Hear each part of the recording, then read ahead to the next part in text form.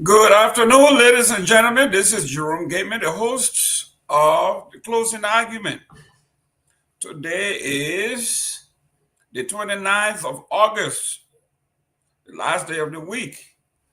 In no time are we ready to go home and spend the weekend with our families. If you are in these United States, Monday is set aside as Labor Day.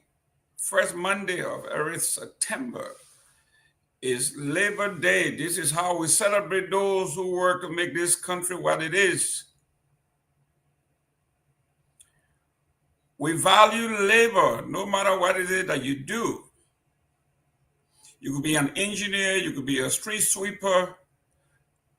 This nation and this culture values labor, hard work. So Monday is going to be Labor Day. So we have 4 days. We got Friday. Well, we got 3 days to stay home. And on the 4th day, we return on Tuesday. There's a lot going on in the Republic of Liberia, and no one else is even more qualified to discuss those issues than the sitting lawmaker from District Number 7 in Nimba County in honor of Honorable Musa Hassan Belete, the man from Seleke Kromah, who has a scathing letter,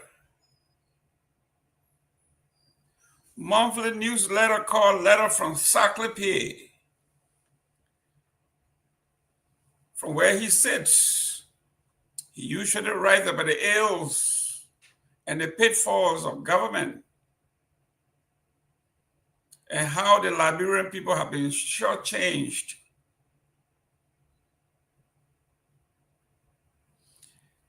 It is one of those letters that pains the establishment.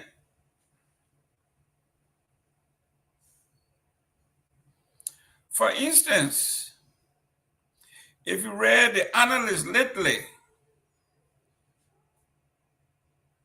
Honorable Belete had told the people, keep searching. I have no fear, Belete says to UP, bent on destroying him through telling lies. It seems the weight of political hammer of the ruling Unity Party establishment is raging ferociously without measure, and those targeted or feeling the target are squirreling all over the place. Nimba County Representative Musa Hassan Belete, who is the political leader of the newly organized Citizen Movement for Change, CMC, is seemingly one of such persons. And he is sounding the alarm without trembling. He's telling the town that there is a trap here. This town trap is not for right alone. Today, it may be Musa Hassan Belete, tomorrow it could be you.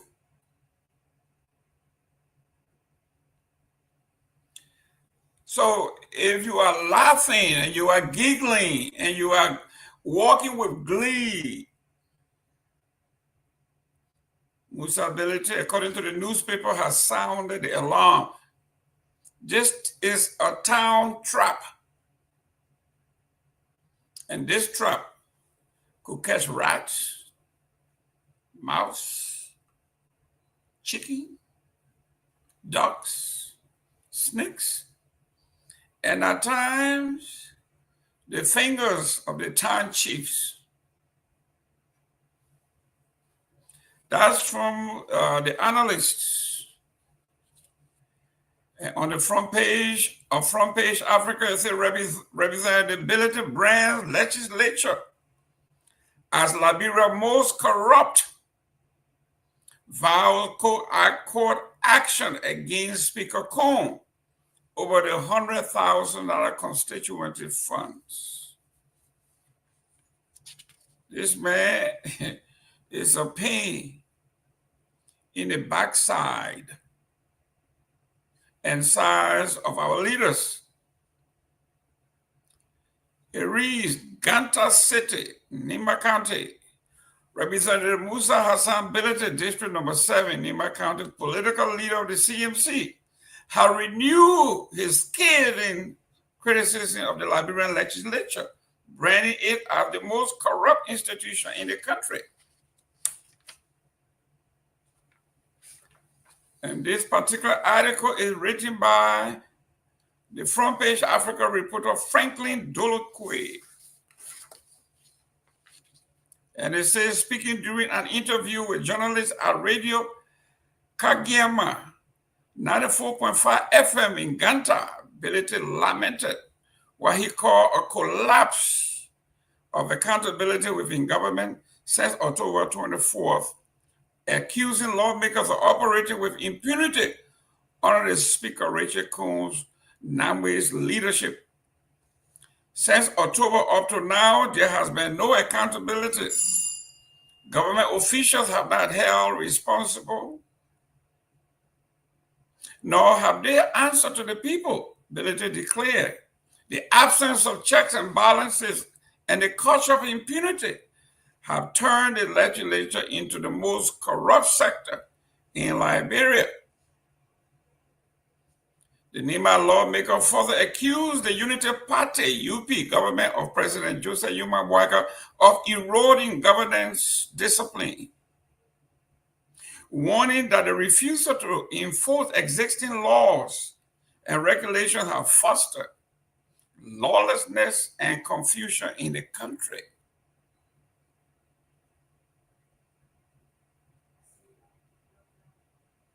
This is tough. These are tough words from the opposition leader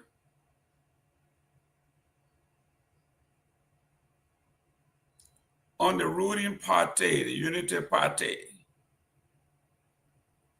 He didn't want to stop there, but he says he's filing a lawsuit. Bilete says he has now planned to sue House Speaker Combs for withholding $100,000 in constituency development funds allocated for District Number 7. He argues that the fund meant to support community projects across Liberia's 73 districts remain unreleased despite budgetary approval. My district has not received its legislative funding, which is allocated for development projects. The Unity Party secured over 20,000 votes from District Number 7 alone, but we have nothing to show for this support. He fumed. He emphasized that his lawsuit aimed to compel the Speaker to account for the funds and ensure that NIMA benefits from the national budget. He's also planning to take on the Unity Party and MDR. Bilete also criticized the Unity Party's leadership, accusing it of ignoring the rules of law. He responded to UP Chairman Reverend Luto Tape's recent remark, dismissing smaller parties as helping verbs to dominant political blocs, rejecting any attempt to marginalize the CMC. Instead, Bilete argued that the movement for democracy and reconstruction, MDR, of the late Senator Prince Johnson have become the true helping verb, citing the party's leadership vacuum since the death of Prince Y. Johnson. He reviewed plans to engage MDR officials in dialogue to preserve Johnson's political legacy and explore means of collaboration in Nimba County. He didn't want to stop there, but he also expressed his hope for change. Despite his sharp criticism, Bilete expressed optimism about Liberia's political future under a CMC government. He pledged job creation, infrastructure rehabilitation, and expanded access to education, healthcare as core priority as his party comes to power. Liberia deserves leadership that is accountable, that respects democratic principles, and that prioritizes the welfare of its citizens, said Honorable Ability. For now, ability acquisition add to mounting public concern over the credibility of the legislature and intensify calls for stronger check and balances in Liberia's democracy. Ability, who won on the ticket of the collaborating political parties, began his legislative career aligned with the ruling Unity Party alliance. However, he has distanced himself from the party following the acrimonious removal of the former Speaker J. Fonati Kofa as a member of the minority bloc that supported Kofa. Ability soon emerged as the chairman of the Rules and Caucus and became a vocal critic of both the Unity Party and the majority bloc in the House. That is Honorable Musa Ability's stance. We are going to delve into these flames. Honorable Musa Ability has become a flamethrower for the underdogs.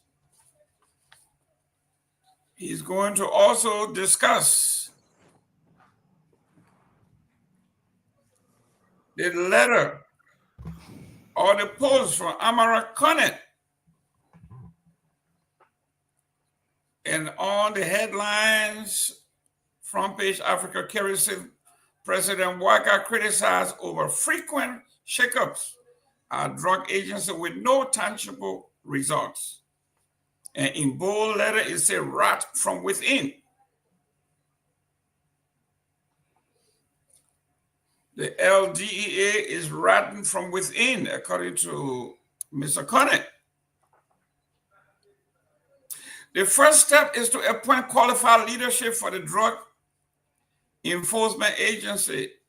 The president's decision to fire top DEA official twice within 18 months can be attributed to two main factors: political interference in the vetting of appointees by different factions in the president ruling alliance, and the infiltrations by drug cartels.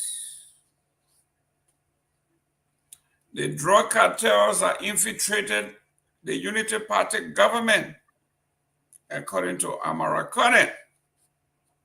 Why should we take this seriously? It is Kamara Conant, the leader of the war room of the Unity Party, that made sure that Joseph Boyka was brought to the executive mansion. He's an insider. Been around government long enough, dating back to Joseph Boyka's vice presidential days. So he gave two major reasons: political interference from within. The rat he's talking about.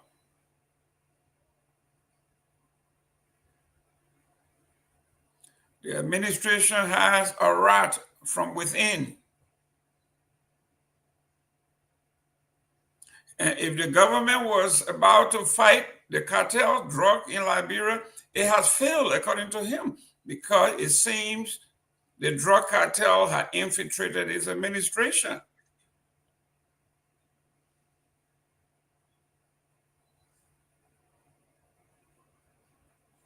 Let me welcome Mr. Simpson Masare. Mr. Masare, welcome.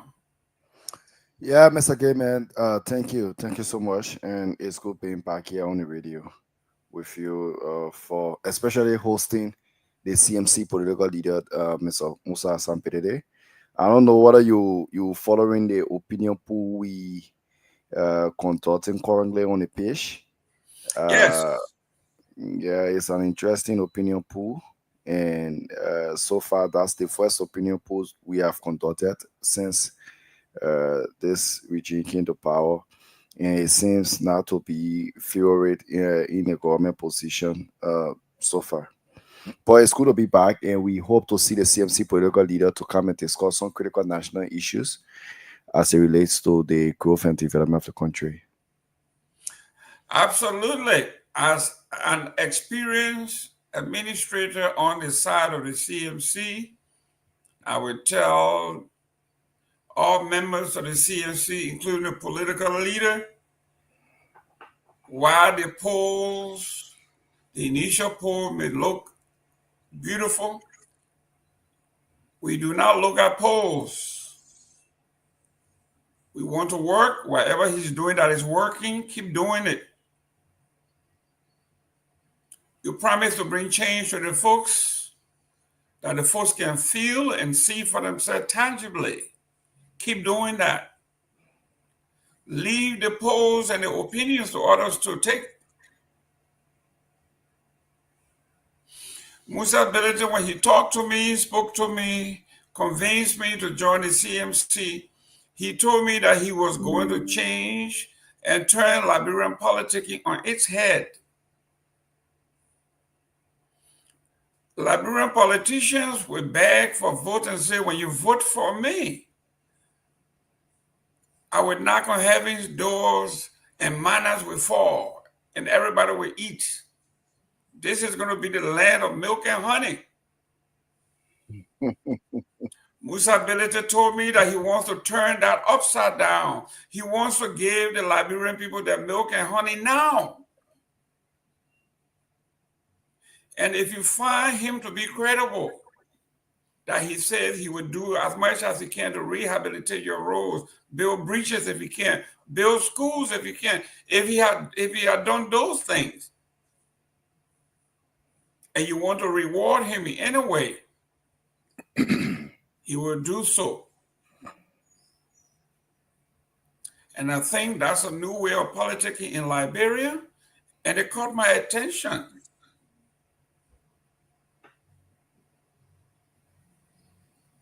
The human mind, what sets the human body apart from animals is we are thinkers. We have consciences.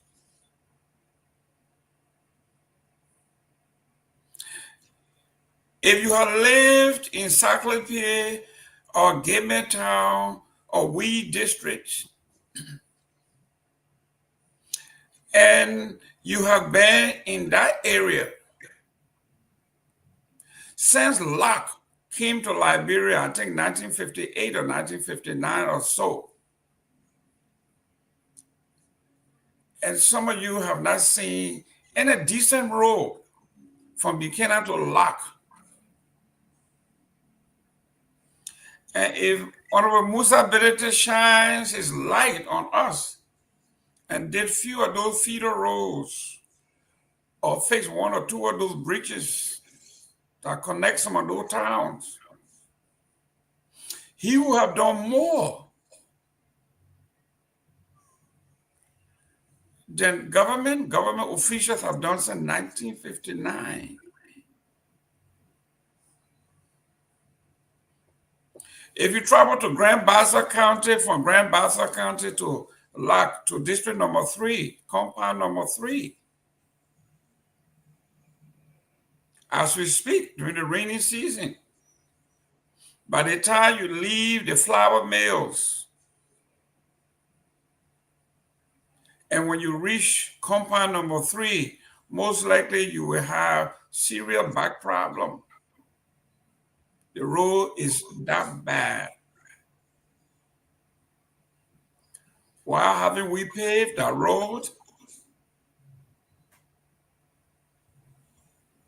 You talk to county officials, they tell you that is the job of the national government. But who are the national government? The national government encompasses our local people, the chiefs, Panama chiefs, representatives, senators, superintendents, you name it, that is national government. It entails three branches.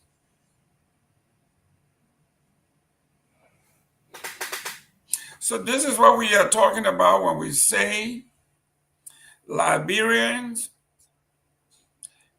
and Liberia needs something called a paradigm shift. Someone has to do something differently.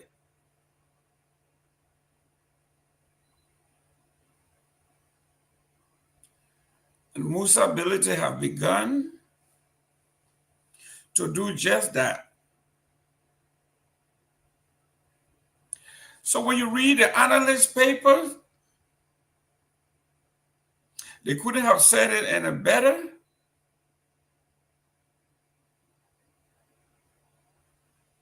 They talk about what the strategy of the ruling political party is.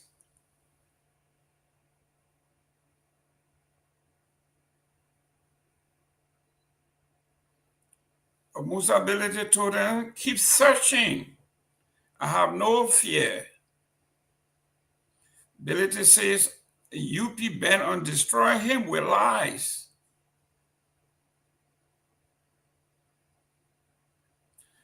That was carried by the analysts.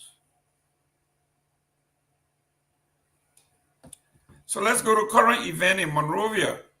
Mr. Masale, you are a reporter. You are the guy who are chasing the news, chasing relevant events on the ground. What's new? What's going on? What's trending in Monrovia? You are muted. All right, getting me now? Yes. Okay, so today the ANC hosted a press conference where the ANC Youth Congress, hosted a press conference where they call on national government as usual to do the right thing. They also applaud the former ruling establishment, the CDC, for their bravery and their courage to allow the police to invade their party headquarters. They also call for a united opposition and encourage Liberians to remain hopeful that there is still better options outside of the CDC in the United Party. Also today, we also wake up to China Ministry report concerning the lady from Papulu County who was stabbed. I think according to our source, she violated some traditional rules for which she was maltreated to that level. The General Ministry also released a report on it, indicating that those who were involved in the maltreatment of the lady has been apprehended and turned over to the Liberia National Police for further investigation. And the news, so today is Friday, we not really having some test stories running. Just the regular conversation surrounding the government ability to deliver up to their promises. And so that's just it for today. So in the news business, today will be a slow news day in Monrovia. Yes, yes. Today is Friday. Most government officials don't normally go to work, but we are also investigating a story involving the Ministry of Transport. Uh, One of the deputy ministers where they had some program they got almost 150,000 for to train young Liberians. Shocking it, these young Liberians were not trained, and they submitted a report that they completed the training. So I have that report that I'm currently investigating, and in probably from now to Monday we will come out with a full uh, uh, investigation to conclude and give our feedback on it. Excellent, excellent, excellent. We trust the ability of our folks on the ground to follow the news wherever it leads, and we will go from there. If you have access to that video from Wapulu, if you have it, I would like you to play it because it is one that is hard to watch, but one that we have to continue to remind our people that our country cannot afford this lifestyle. Let me welcome Mr. Victor Nagbe. How you doing, Chief? Hey, Mr. Gayman, it's good to be with you. Happy afternoon. Good evening to you, Samson. It's good to see you, my friend. Oh, yeah. Yeah, and welcome to our audience as well. Thanks for joining us. Yeah, do share the show. Invite a friend. Excellent, excellent. Our friends at Care Radio 95.9 FM, welcome to the show. Truth FM 96.1, Hot FM 107.9. And we are getting a lot of comments already. Martin Willie from South Korea, welcome. Seleke Kromah and Jai Eddie from Season, we district, Grand Bassa County. Absolutely. If you are from we district, you should Season, you should district, you should be able to know what I'm talking about, how bad the road is. From the flour mills to the compound. Before you were even born, Eddie, maybe before your father were even born, the road had been that bad. And yet, instead of talking about the development of our people, Grand Bassa County is usually on fire talking about who tilling the leftover iron ore from Lanco and who's eating the money and who's not eating the money. Now, once will anybody put these kinds of projects on the table? How do we pave the road from Buchanan to district number 3? The heart of the county. That's Mr. Jai Eddie tuning in from Weed District. Fuma Okenya, watching from Grand Kitmar County. Thank you for tuning in. And this is where we are, Honorable Nagbe. We have the analyst is carrying the story. Musa Ability is saying, let the government keep searching. I have no fear, he says. So UP is bent on destroying him with lies. We got Henry Crab Kennedy watching from Minnesota. Myean. I like that. I like that name. That's our man. Well, We're going to change the name from crab to lobster. W. Henry Lobster Kennedy. That's what I'm talking about. Then we have here on the front page of Front Page Africa, Ability Brand Legislature as Liberia most corrupt. Vow court actions against Speaker Cohn over $100,000 constituency fund. Mr. Nagbe, this is kind of hot, rough. it is. Mr. Musa Assembility has made no secret his this disappointment with the legislature. Ever since he got in there, he has said time and again that he believes the legislature should be audited. And every time that he makes that call, it falls on deaf ears. Deaf ears, nobody seems to want to join him. If anybody does, it's probably not more than 2 or 3 people. And everyone wants to carry on as usual. But that legislature is a black hole. It is probably the embodiment of what is wrong with Liberia, what is wrong with governance in Liberia. a bunch of do nothings, and they just want to take and take and take and take. You know, uh, there might be one or two few good ones in there. I'll be hard pressed, but for the most part, that's what they want to do: just take and take. So he's making some allegations. His constituency money has not been released, about $100,000 for his district, and he's saying the district gave the president, this current government, over 20,000 votes. His district alone, they deserve, a part of the pie. That has not happened. Um, the government went ahead, according to him, and gave each of the people who voted against him for the speaker position to make this current speaker the speaker. He gave each of them $50,000. That money too was also for constituency development. So now they want to recast the budget because they've run out of money. They want to plug the holes that they have created, and he's not standing for it. Now he's alleging that if he has to go to court, he would take them to court. And we support that call. We have declared over and again that the legislature, we've joined him, we've joined his call, audit the legislature. We understand, you talk on the rope and it will pull bush. And there's a reason why, they're paying him deaf ears. Nobody wants to audit the legislature, but we're not gonna back down. We think the CMC believes the legislature, it is, if not the most, probably the second most problematic of governance in Liberia. Why does it have to be that way? We don't have to take it.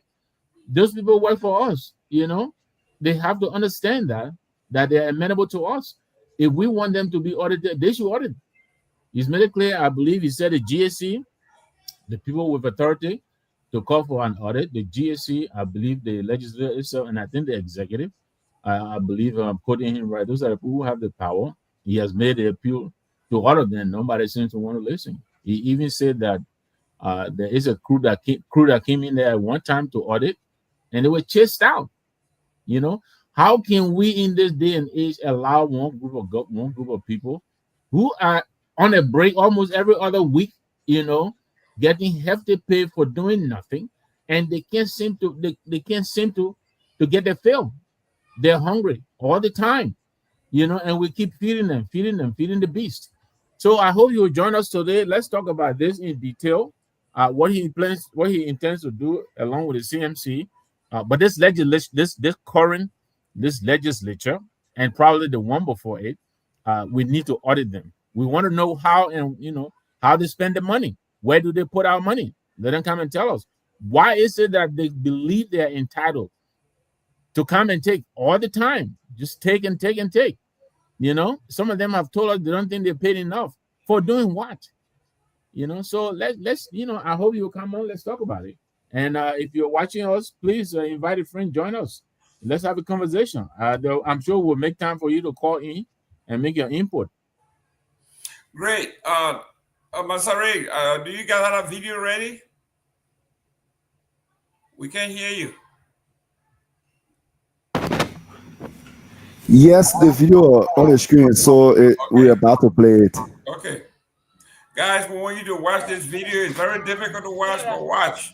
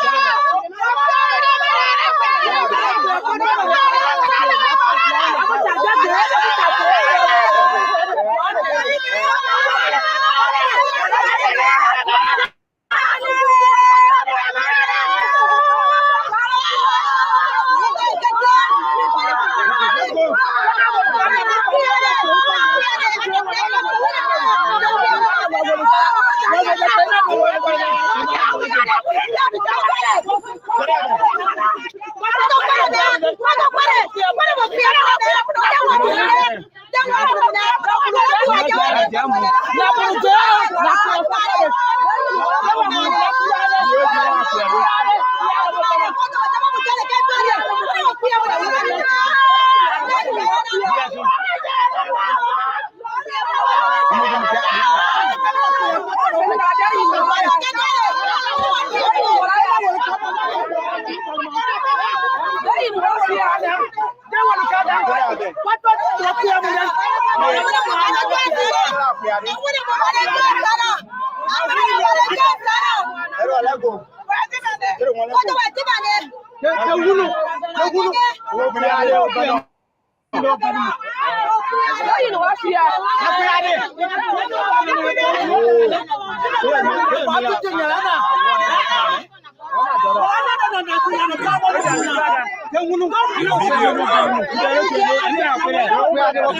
you seeing the video?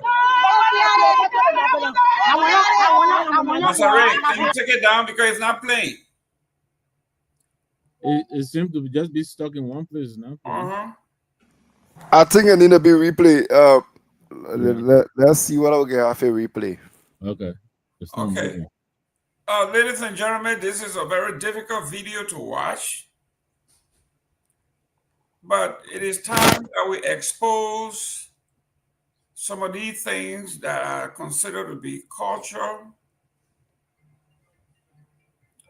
People are doing things in the name of culture, which is not true. Just like in our different religions, they bring their wickedness in and blame it on the culture. They blame it on the Bible or so-called good book. Yeah. I know there are some people who see this and they cringe, and I can understand that. My friend Joanne Taylor, you know, she's saying she doesn't believe this should be played on closing argument, but she says she's joking. But Joanne and others, there is a reason why we're bringing this to everyone's attention, and I understand how you must be feeling about it. But these things should not be happening in this day and age in Liberia. You know, people tabooing people. Why? You know, there is a process here to pursue justice. You know, who are these people anyway? You know, this is another person's mom, another person's wife, another person's sister, you know, another person's daughter. They're putting their hands on and they're tying her up. And where is her husband anyway? You know, I understand this lady is a mother of 5. So there must be some man who is behind her. You know, how is it that she seems to be all by herself? You know, I don't see anybody rising except for the women who are crying. I believe that's the most they can do. You can't, you know, you don't see anybody else stepping up to say, look, you know, this shouldn't be done. So, you know, I understand one of them is already in custody and the other one is on the run, you know, but I hope they bring them to justice. You know, this thing should not be happening. It's wrong. I mean, on all angles, it's wrong. I hope, you know, that whoever, you know, is responsible for this, I'm sure there are a lot of people. It's not just this gentleman who is in the photo here. Excuse me. I think the law should take its course. I understand Senator Kamara has picked this up. I understand the gender ministry. I think Chief Tomalin gave us an update in the chat room. I think the government people. And that's only because we have to bring it to light this way. And this is the only way we know to force our people to act, you know. Even as we try sometimes, these things will come and pass and they do nothing. So we'll be following up on this case. We think this lady didn't deserve this kind of punishment that's been meted out to her. You know, our people need to stop. And some of the greatest embarrassment of mankind would have never been dealt with if we had kept it under the American method on the wraps. As difficult as lynching was in this country, somebody had to expose what lynching is.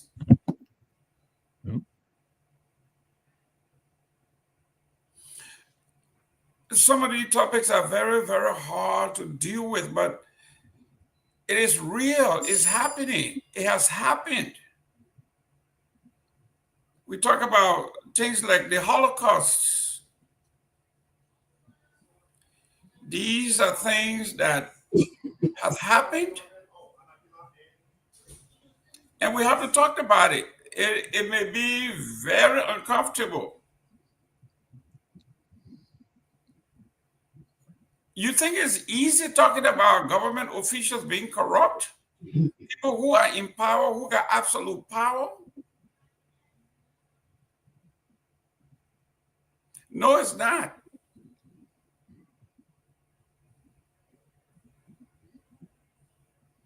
You think it is beautiful to talk about drug enforcement officers going to arrest drug dealers and drug dealers sent for reinforcement? And the drug dealers reinforcement arrest the government officials and took them back and their phones. Disarm him because this is about firepower, Jerome. If you come to engage me and you bring a knife to a bazooka fight, you know how that's gonna end. Our people are under-resourced. That's the fact. We talked about this, I think, 2 or so days ago in Bong County. And I'm sure it's the same thing in most of these counties, if not all of them. We put these people out to combat these people. And in most instances, the people are more prepared than the government people. And so when they go to face them, they face them down. They stare them down. The people were telling us in Bong, they don't have vehicles. They go and chase these tapes on these drug traffickers on foot. Imagine that. I live in Bong. I went to Cotton. I know about Bong County. Bong is a big city, and other parts are, it's a big place. How do you chase these people on foot? They have to go to people and beg, money changers, credit money to, pay the bike to go and chase these peddler drug dealers. That can be the way to fight drugs in our country. And so again, it brings to question the seriousness of this government. In this country, if you don't want an agency to do anything, you defund it, you underfund it, you make it weak, you tie their hands. That's how Trump is making these people to comply. He threatened them with withholding funding, and most of them will comply. Right now, he and Harvard are in a fight. He's withholding $2 billion from Harvard because he wants them to do one or two, and Harvard is trying to negotiate. That's how these people. Yeah, that's how these people enforce compliance. And so, if you are telling us that you want these people to fight drugs, and yet you're under resourcing them, you got their hands tied behind their backs, and you can't be serious with that. These people carry hordes of cash, liquid. Almost every time you read the paper when they're ready, people they see tons and tons of liquid cash. So, they have money readily available. Why is it do we think that our guys will not be bought as honest as they may want to be? You're paying them $300, which I doubt they are, and these people throw thousands of dollars at them. What do you think is going to happen? And then we understand most of them are actually volunteers. They're not even on payroll. So it is really like you bring a knife, to a machine gun fight. How do you expect to win it? Well, we got a response from Mr. Connor, and it is from Mr. Amara Connor's office. Can you adjust that so we can see the whole thing?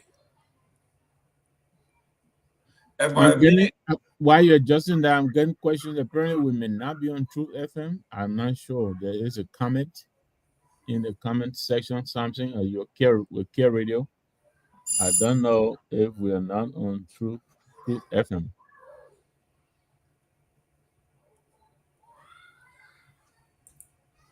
Oh.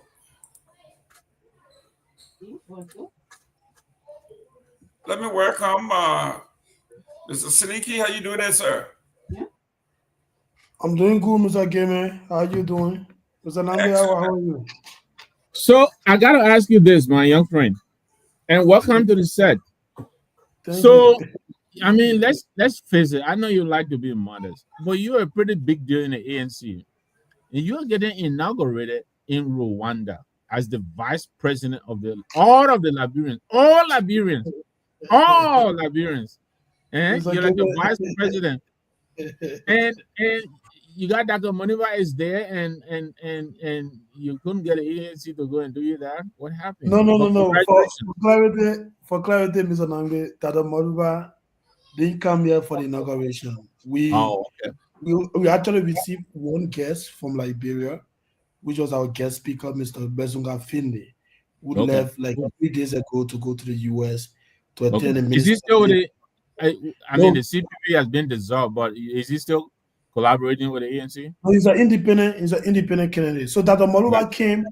He Gotcha. came to serve as a lecturer at a university called the African Leadership University Graduate School. He and Professor Lumumba, they are both here. Okay. Yeah, so and that's how Mr. Johnny, who is a panelist on the show, he facilitated, him meeting with our leadership and the community members. But he Cool. didn't come for the inauguration. Yeah. Okay. Yeah. All right. Thanks for the clarification. Yeah. Excellent. But let me, listen, Mr. Nagbe, it looks like the 2029 election season, the political season, has really started. It is, and it's gonna be on. Wow. Somebody's watching from Zosa, Lofa County. Maybe they can talk about this. I mean, But, you know about our friend Ahmed. We freelance with him on FOL. He was on yesterday presenting the PAP, and like you said, yeah, it's gonna be interesting as we head towards 2029, and I think it's good. I'm not here to promote PAP, but I think Ahmed is a pretty balanced guy, and so people like him entering the space, I think that's a good thing. I think we need to bring a certain degree of objectivity and maturity to the discourse. I can't just be, I'm for this and against that. I don't think it does justice to our people. It doesn't do justice to the process. We got to elevate the discourse.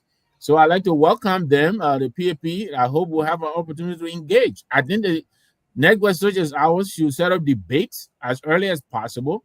People like us, before they even bring on the principles, we can come on and talk about what we intend to do and let our people begin to assess, what we're putting out there. okay. Well, ladies and gentlemen, we are hearing some folks saying Truth FM is not relaying. Some folks say they are. We don't know what's going on in Liberia. But we got a response here from Amara Connor. If Myean, if you can put that back up. So True FM is now on because they are currently undergoing some upgrading. So they are now on. Only Kia Radio is on. Okay. Yeah, we heard the revamping. I forgot that. Okay. Well, Truth FM is not on, but we are hoping let me send a link to Mr. Ability if he's not going. So the studio is not available? For Kia Radio, the studio is available, but for Truth FM, the studio is not available. Okay, so let me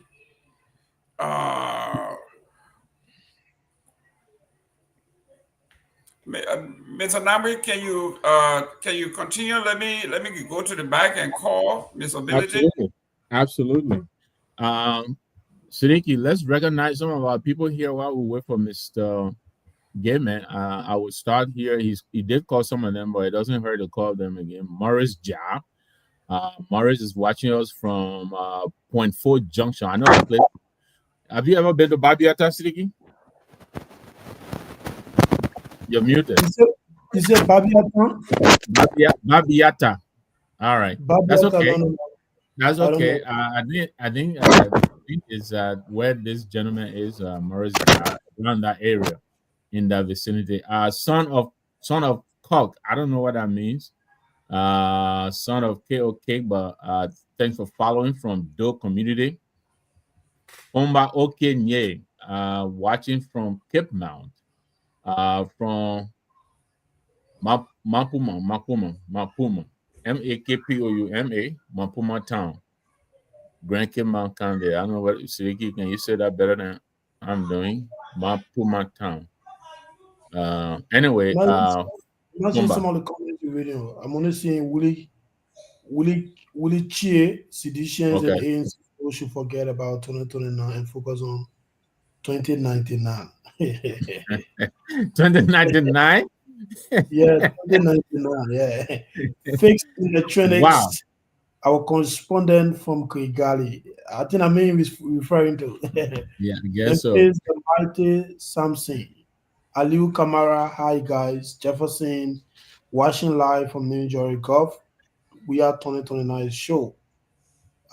Fixed electronics again. Wonder versus Nigeria qualifiers. What is he talking about? Yeah, so far that's what I'm seeing from my area, Mr. Nambi. Thank you. Thank you. I also see here Jefferson's September Blessing Jimmy. Yeah. Watching from New Georgia Gulf. Uh he says we are a show for 2029. Okay. Oh. Aliu Kamara says, hi guys. I'm sure you call here uh, Wekley Chill. Seditions and ANC folks should forget about. I guess that's the person you're talking about. Okay. And Abdullah Dole, watching from Zozo City, all the way in Lofa County. Of course, Joanne here, Joanne Telo, and Joanne does not say where she's watching from. Let's see here, but thanks for joining us. Gabriel Boyman, he doesn't say where he's watching from, but he's urging us to tell Musa Ability to forget about fighting corruption because, according to him, Musa Ability is tainted. Okay, if you say so, where's your proof? This By guy. M. Freeman, locally, by says, what is the frequency? You can try Truth FM by Harris Tucker. Harris Tucker is watching from Detroit, Michigan. That's where my friend Michael Gilman is. Then Uh, we get Usain. Sorry, Mr. Nambi. We get Go ahead. Go ahead. Usain T Bia. He's following from Kigali. Okay. Kigali Wonder, yeah. He's a brother and friend. And welcome, Usain. Good to have you on the show. Okay. You're Yeah. saying welcome. And I know the CMT has a pretty large group there in Rwanda. The guys there, Yes, yes, yes. they're working very hard. Mr. Cooper and company. As a matter of Yeah. fact, we So might be able to patch them in today when they are I political think I leaders. think this guy is part of your group, Usain. Okay. Okay. Yeah. All right. That's He's pretty following from cool. Kigali. Yeah. Okay. He's, All right. You're he's saying part of welcome, buddy. yeah. Yeah, so we told Mr. Cooper to stand by, depending on how crowded the set will be. We might send him the link, or we might have him call in to put the group's um, um, concerns or questions to the political leader. So Winston, if you're listening to me, buddy, continue to stand by. We have you on the wait list. You might either come on set, or we might have you call in. But let's see what happens. We might not be able to get a PR because I think it usually goes to the studios of Truth FM. So I think Mr. Gayman is working on that. So let's see what happens. Huh?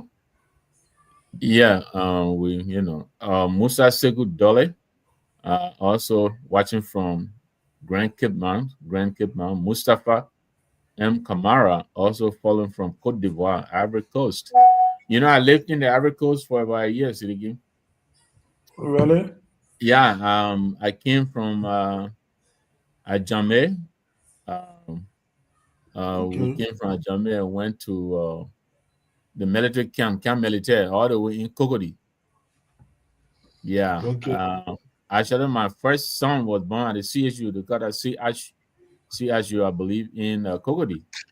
That's Wow. the teaching hospital. What year Uh, was that? 1991. My first son, he's here with us. He's in his 30s now, but he was born in that hospital. We were refugees then. My wife now. And Okay. yeah, we were in the Ivory Coast there, and I remember we used to go to the Riviera, so to say, and get on the bus from there. I think it was like 125 or something like that, safer, and go to the Liberian embassy.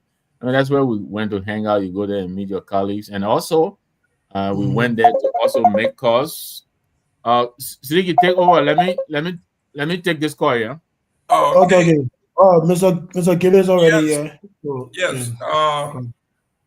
Yes, ladies and gentlemen, we are having some issues with Truth FM. Unfortunately, I sent a link to Honorability to dial in from wherever he is. But the issues here is we got this from Amara Connor based on the video that we have been playing. And it says here, okay, here you go. Let's look at the, okay, this is the release from Amara Connor. It says here, the Liberian National Police in Wapulu County have arrested a suspect in the video circulating on social media and in our inboxes of a woman being gruesomely tied to a chair in front of her children. Another suspect is at large and is being manhunted to face justice. This is from Amara Connor's Facebook page. Yesterday, those of you who were here, we discussed this, and I'm still disappointed that Ms. Amara Connor would do a lengthy release on the drug issue, criticizing President Joseph Boakai and the administration, but only did a post on his Facebook page on the human rights abuse that is so gruesome.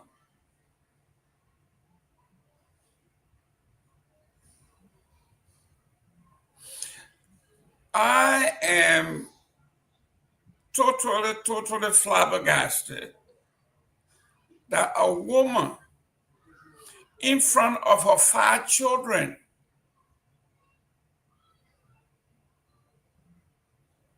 will be reduced to nothingness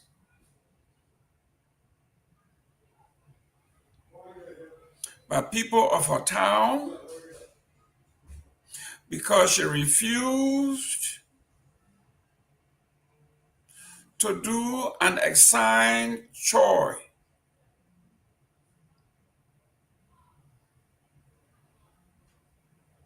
Not only that she was abused by the males in the town, but she was also abused by another woman who picked her up and slammed her to the ground after she was tied.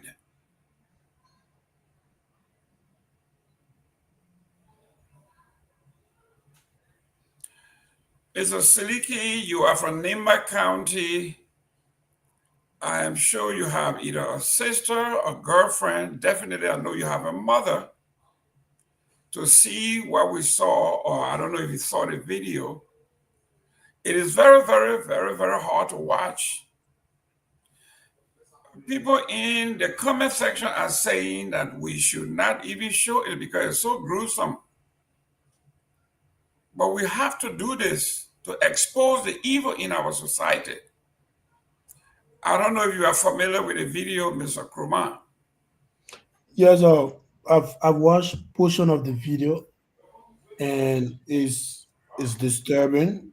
But let's wait and see what the police is going to do now that the senator is reporting that the guy has been arrested already and currently maybe under detention. Let's see what's going to happen. I think it was yesterday or 2 days ago. I came on here in another show. I think you played the video and I was watching it at the back. So it's really really disturbing. And again, this is how some men uh, violence, and I don't know whatever tradition is that, that you will have to treat a woman in that kind of way, as if to say we are still fighting war, tie her up like that, as if to say she steal, even if she stole something from you. You can't treat somebody mother like that, especially before children. That was totally wrong. But let's wait and see. You know, now the senator is reporting that he's already arrested. Before we go into the topics here, Honorable Nagbe, I just sent the link to honorability. I don't know what you're hearing from your end. It looks like we are only being carried by Care Radio. Right. I will have, hopefully he will join us at some point. But there is no way you can justify what is on that video. There's no way you can justify what is on that video. No. To answer your first question, I was just talking to Grace there, but I didn't ask her. I could ask, but if you send the link, I think he will come on, but we can follow through. I don't know how it will work out when Truth FM is not on. Whether he will be able to join from home or so, I don't know. We can make the calls. But I agree with you. And my friend Helena here, who was calling me names the other day for telling this. Hello, Helena. It's good to have you here. But she wants to know what the lady did, and it's interesting that she's asking that. I think many people want to know. And then what we understand is this lady. I think there is a tradition where they're supposed to go clean up somewhere, and that's someplace, office, around in Zoo Bush, they said. Exactly. And I think the day they went, I believe she said she forgot, she didn't go, and apparently she did it for the second time. I'm not sure, but so now they are alleging that she is intentionally refusing. She's refusing, intentionally staying away because she's refusing, and this is all this is about. And that's why they treating her the way they are. She has a right to refuse. I think. I mean, they're not paying her. This is forced labor, and so I'm happy to send her. I mean, to be honest with you, to me he's hot and cold. There are times that I really think he's very forceful and on point, and then there are times that I think he could have done more. He has to understand that he's built for himself. It's stature and reputation. He's a lot of force for good, but I think he's underemploying himself. He's just whining and whining all the time. Yeah, he helped this government and it is failing, and he's saying it. I hear that, but I think there's more he could do to help. He's acting like they are excluding him from the kitchen cabinet. I understand. He's not a cabinet member, he's an elected officer, but he helped to bring this government to power, and we are hanging the responsibility on his neck. You should understand that. If they fail, he would have failed us too. So, he needs to really get involved and talk to his people, and they need to cut off this nonsense they're doing. So this happened in his county. I'm glad, I like what he wrote yesterday about the president's, handling of the drug issue. I like that. The other day he wrote again about I believe it was the performance of the economy or something like that. They didn't like it. But that's him being American, the truth teller. But then there are other times when I think he falls short. I still don't know what to do with that money in Buchanan, among other things. Where he said he was going to turn his money in, I don't know what he did with it. But, I appreciate that he's giving this particular issue the attention and raising the profile of this issue. This thing shouldn't be happening in this day and age. So I want to thank him for that. I appreciate his involvement. I wish Bodokana would join him so that as the caucus themselves, in unison and attack this thing. Her name is Kotu. Kotu. Is that Mr. Pewee? Yeah. I changed your phone. The indomitable lion. See the man wearing that shirt out from Lofa, special shirt, lion. Yeah, the lion. Anyway, I think that was Siliki way of telling me to shut up. So I will shut up now and pass it on to you, Jerome. Yeah, the man wearing his Ray-Ban. That's a caterpillar brand, wear that Ray-Ban, they're ready for serious business. Let me welcome Johnny. Johnny, how you doing there, sir? I see Mr. Nagbe attacking Amara for no reason, so that's why I was just paying some attention. My man, when you call it Amara, when you call your Professor, phone, let me I'm tell you talking to this. Johnny. Let me tell you, and I'm glad you came. Let me tell you something. Let me tell you this, right? To whom much is given, much is expected. Amara Kone is a very experienced government person. He knows good and he knows bad. He is a part of this government. He says all the time, look at the way they're handling everything else. You can't tell me he's unaware of what is happening. He's a part of this process that brought this UP government to power. But he is very good at sitting on the sidelines and acting as if this is criticizing, but he really isn't. He brought this government to power. He is very influential, and I'm not going to speculate. I know they listen to him. He has the authority and the power. So I let me believe. No, Let him come and tell me it is not so. They don't listen to him. One at a time. I'm not done yet. I'm not done yet. Go ahead. There is a lot of good that people at American Seleke, what you want to say? You know. No, what I wanted to say is that I remember a few weeks ago, Amara appeared on OKFM, and Julius asked him the same questions that why you always come on the media to talk about the mistakes or the misstep of the government. Why can't you meet, indoor, since you are part of those people, to discuss some of those things and recommend?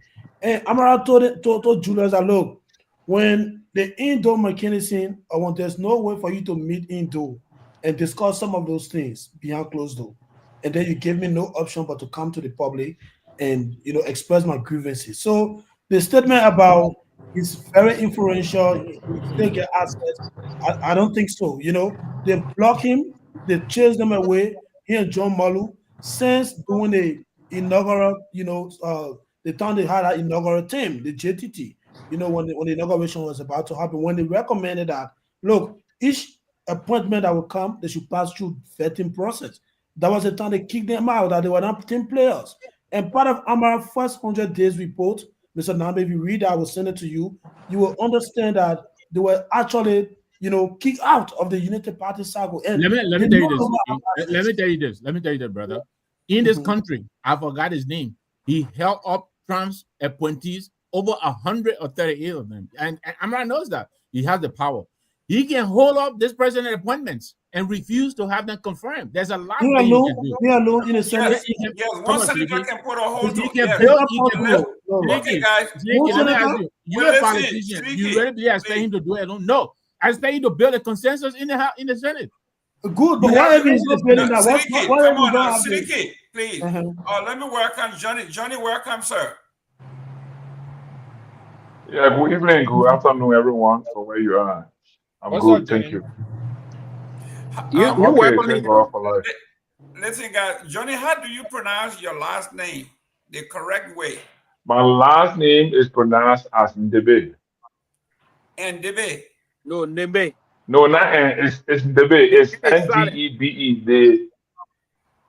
Debe. Nagbe. The end is silent. The end is silent. Okay. Nebe. Okay. Thank you very much. No, not Ndebe. Wait, it's not Ndebe. It's Ndebe. Your tongue is like up on your upper lips. It's Ndebe. It means catfish. Catfish? Yeah. Okay. That's the meaning. It means catfish. Okay. But how are you related to catfish? So like when I'm in Bassa, like Mr. Gilman, when I go to Bassa, I'm called Johnny Poo. Honorable Pewee, welcome. Thank you. Johnny, be good. How you doing there, Chief? It's good to see you guys here. Listen, we had sent the Honorable Musa Ability an official invitation to join. He confirmed, and we are waiting on him. We heard that the studio is down, so we sent him the link to join us. But the issues we are discussing today, there are two main issues that I wanted us to discuss. The rest we will not discuss until he gets here. He branded the legislature of Liberia the most corrupt and vowed to take legal action against them. We want him to speak on that. And then one that carries weight especially for Mr. Kromah, is Liberian students in China expressed concern over job shortage and staffing cut. There are students abroad who are struggling. When their sponsors lose their jobs, the students are left to fend for themselves abroad. But while we are on the Amara Corner thing, a son of Lofa County by the name of George Telewuda said that story about that woman will soon die. And it will change after the so-called investigation, which is the usual. If you are the president, you form a committee and you say everything you want to kill, you send it to committee and it dies in the committee room. George Telewuda is saying when they tell you it's going to, it is on a traditional investigation, whatever that is the end of it. In 2 weeks, we will not hear anything about this story anymore. Magnus Cassell wants to actually believe, telling us it doesn't matter what the woman did. What happened to her is inhumane and is a violation of human rights. So nobody should be asking what the woman did. It means absolutely nothing. This is human rights violations. Somebody's wife, not only that, but she is a mother of 5 children. And in front of her children, in front of those babies,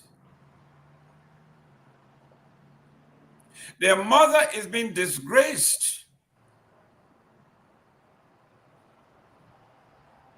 And they sit there and watch this. This is a crime. This is what they call a human rights violation. Not only her right, but the rights of those children. Traumatized for the rights of their lives, that their mother is being treated like animals. Honorable Pewee, you are the diplomat here. How do you handle something of this nature that the whole world is watching? I think it is despicable, it is disgusting, it is unacceptable, and it is deeply inhumane. But yes, what if care is not taken by this government, and I would hope Mr. Boakai or Ambassador Boakai, His Excellency, the President of our country, when he sit or his administration or Minister of Justice that is on his way here now in the U.S. or should be already be here in the U.S. To attend to represent the government of Liberia and the President to the foreign Minister of State's funeral tomorrow, should take this very seriously. Yes, what I think they should take it seriously. If care is not taken, the very damning human rights report that the U.S. government just put out on the Liberian government, this will further exacerbate the situation and may cost the Liberian government a lot of things that they are currently pushing for, particularly this compact that we're trying to really battle for. It's a serious situation here. And the reason why this, and the person that video or video recorded this particular unacceptable video, the person did an extraordinary job. If I knew the person, if I hadn't contacted the person, I would have rewarded them. So yes, why the government should take it very seriously. The first and foremost thing the government should do, they should get in contact with the Minister of Gender to immediately bring that woman and her kid down somewhere that she will be safe and protected. That's the first thing the government should do. The government should announce that they have secured the guard a very secure area for her, where they will pay rent if necessary, and they will ensure that she went to hospital and they will all have checked, they do her signs and other things, and get her children and the woman in a secure environment first and foremost. The government is going to announce that publicly so that international partner will pay attention that the government of Liberia is not insensitive to what unfolded. That's the first thing you need to do. You need to first and foremost bring this woman somewhere safe. If it is going to be for, I don't know if it happened in Dopoh City itself, if it has to be, or you need to isolate her from the entire county. Bring her down to Monrovia and then secure her a nice area and put she and her children. And the first thing you have to do is that to send her to JFK, where her entire chemistry will be conducted. And then reports, medical report will be out from the JFK, and the government will use that to announce. Now, this is not only to announce to our people, we, the citizens of Liberia, but to announce both to the citizenry and the international partners that we took serious action and we're not taking lightly these kind of things. This is meant to warn who be perpetrators. Now, that kind of a battery perpetrated against this woman is not only something that we can sit here and discuss and tomorrow it dissipate in thin air. No. It is something that we have to take very seriously, and the government of Liberia will have to take the lead. And the president, if the president is in town, this is where sometimes you see leaders will show empathy. The president will probably send a special emissary. I will bring that woman down. If you cannot go there, I understand the rules, or the president not want to check a little bit, but you send a special emissary into or contact your vice jury in Dopoh County. Who, of course, is the superintendent, Gayman. The superintendent can what we do with now, get the woman, bring the woman over down to see the president. The government will announce through the Ministry of Gender. Then the Justice Ministry will come out to investigate, to launch immediate investigation. And with all of the investigation should be like 2 weeks maximum. Maximum 1 or 2 weeks. And then what the Ministry of Justice will do immediately after that, funding for that investigation, do we have now to appropriately charge those involved in perpetrating that heinous and despicable crime against the woman.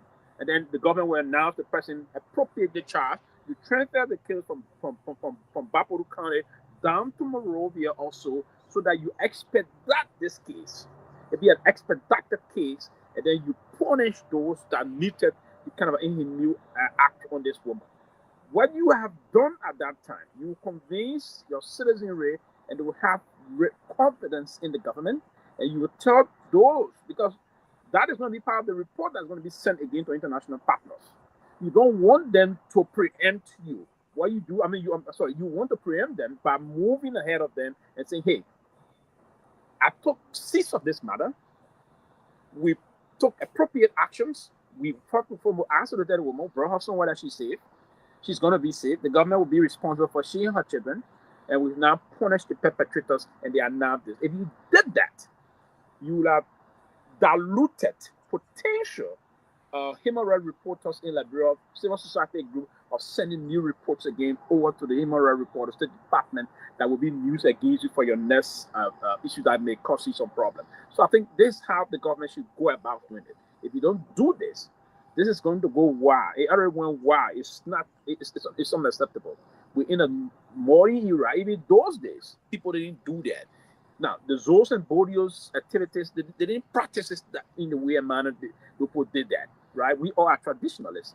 My late father was my great-grandfather, my grandfather, all of them were all great traditionalists that respected the rule of the Zoo and Bodios. They respected women's rights, they respected children's rights.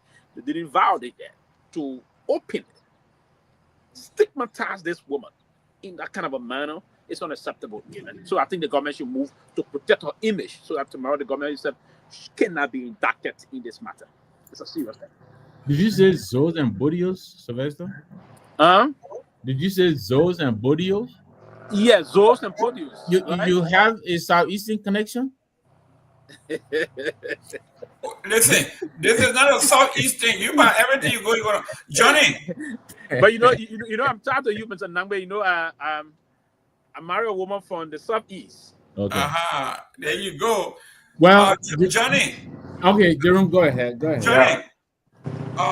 Where are the women groups that call themselves the protector of women?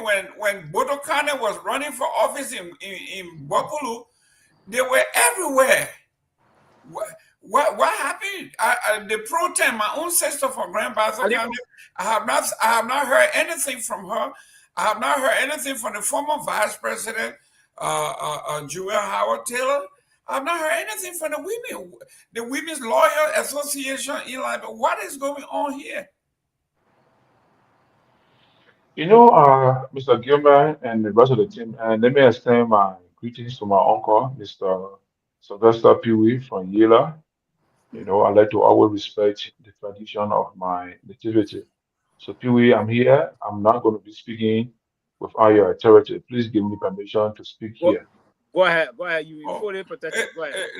listen now, you're not turning our democracy to What is happening look here? for anything now. But I come. Democracy itself is part of tradition.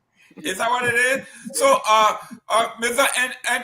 Tradition Johnny, is part of democracy, rather. since So let me I'm, talk now. Mr. Johnny, since I'm older than both of you, I urge you not to speak. Sorry. We request that you please So let me say forgive something us. here. Okay. Go ahead, Jimmy. You forgive me. Go ahead.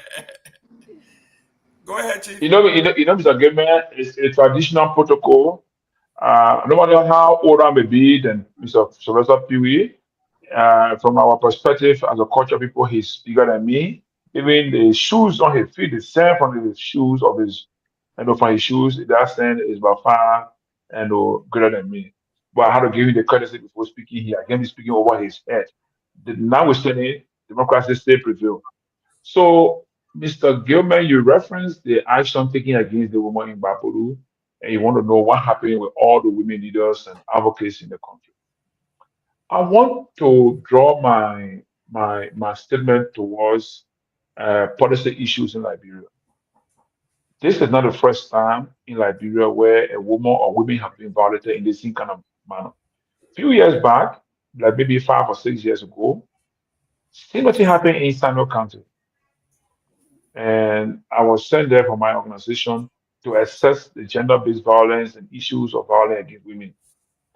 And this mob, we consider this as mob justice or mob action.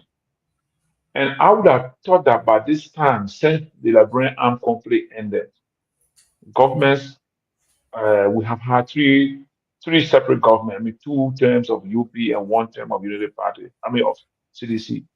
I would think by this time we would have a strong and a robust justice system that protects the rights of women, children, and the vulnerable society. There have been so many NGOs, so many international organizations, and local and national organizations that work towards, access to justice, women's rights, children's rights, vulnerable society rights, all of things been happening for the last 20 years plus. I'm surprised that at this time, those issues that we all have been fighting to stop by creating awareness and education is still unfolding in this country, in Liberia. I know when Madame Bodo Barclay was attacked during the election, I was called upon them because the work I do, I have a lot of relationship with almost all the traditional leaders in Liberia, 15 counties, the ethnic groups, all of that. I know I had to even call Bapuru to the chief zoo of Bapuru, Omer Kwesegan, to let him know that if there's anything happening against the right of Bodo Barclay, Bodo Kane, by way of tradition people, it was wrong and they should desist from those kind of actions. But I believe by this time, our government system, Internal Affairs Ministry, Ministry of Justice, Ministry of Gender and Children Protection, should by this time, in my mind, would have had a national program that would have by this time curtail or even reduce the action of violence against women, children, and the vulnerable society. So, for personally, I feel so bad to see that video and to see Liberians in this day and age still taking those kind of actions against our mothers, our sisters, and the rest of it. And I think that this is not the issue of President Barkai, it's an issue of the sector, ministry, and agency in government. And this is where I believe most times we make mistakes in our governance system. If everything must be linked to the president, then we're not going to make progress. That's why we have division of labor in the executive branch of government to the Sorry, extent Johnny. that ministries and Johnny, agencies responsible for those Johnny. areas have to act. Sorry, Johnny. Jerome, I'll get you Hello? back. Great. Can you bring him on? I can. You can. Sorry, Johnny. Go ahead. Is he in the studio or? Yeah, so He says in the back, so I'm assuming it's in the back of the platform. Okay, let me see. Oh, okay, guys, go ahead, continue. Let me.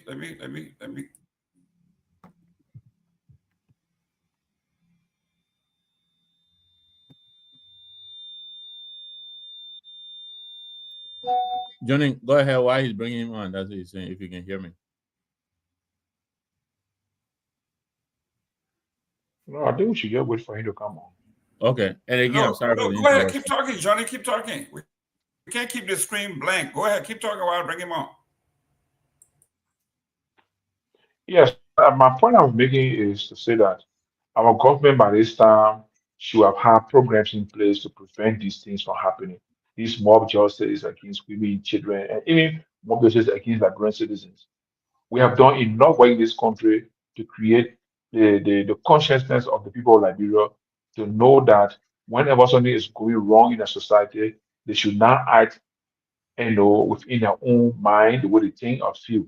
They should always let the justice system prevail. We understand people think that the system is weak, the system does not work to the way they think, but it's always good to test the system, let the system work. If it fails, yes, we'll work to improve it. But I don't think it was right to do what it did. And I expect that all the local leaders, political leaders of Babulu County and the rest of Liberia should act and make sure that those who were involved in that action are brought to justice and they should be found, they should be prosecuted, and if found guilty, they should bear the full weight of the law. We need to govern Liberia by rule of law, not by emotion or by how we feel. Thank you. Let me welcome the political leader of the CNC, Honorable Musa Ability. Welcome, sir.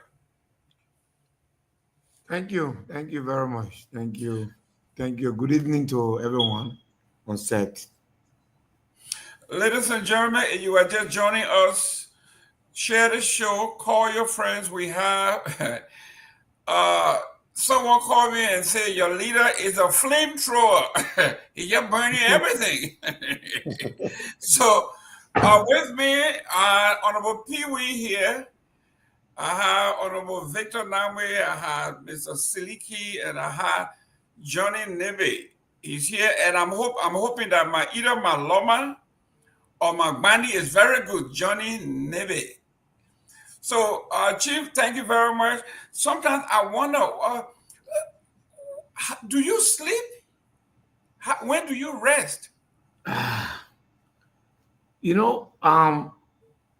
Between 12 and 4, sometimes 5. But at this age, and given what our country is going on, there is very little reason to sleep in our country, Chief. I'm not sure I will sleep tonight either. On the video that I saw today about that woman,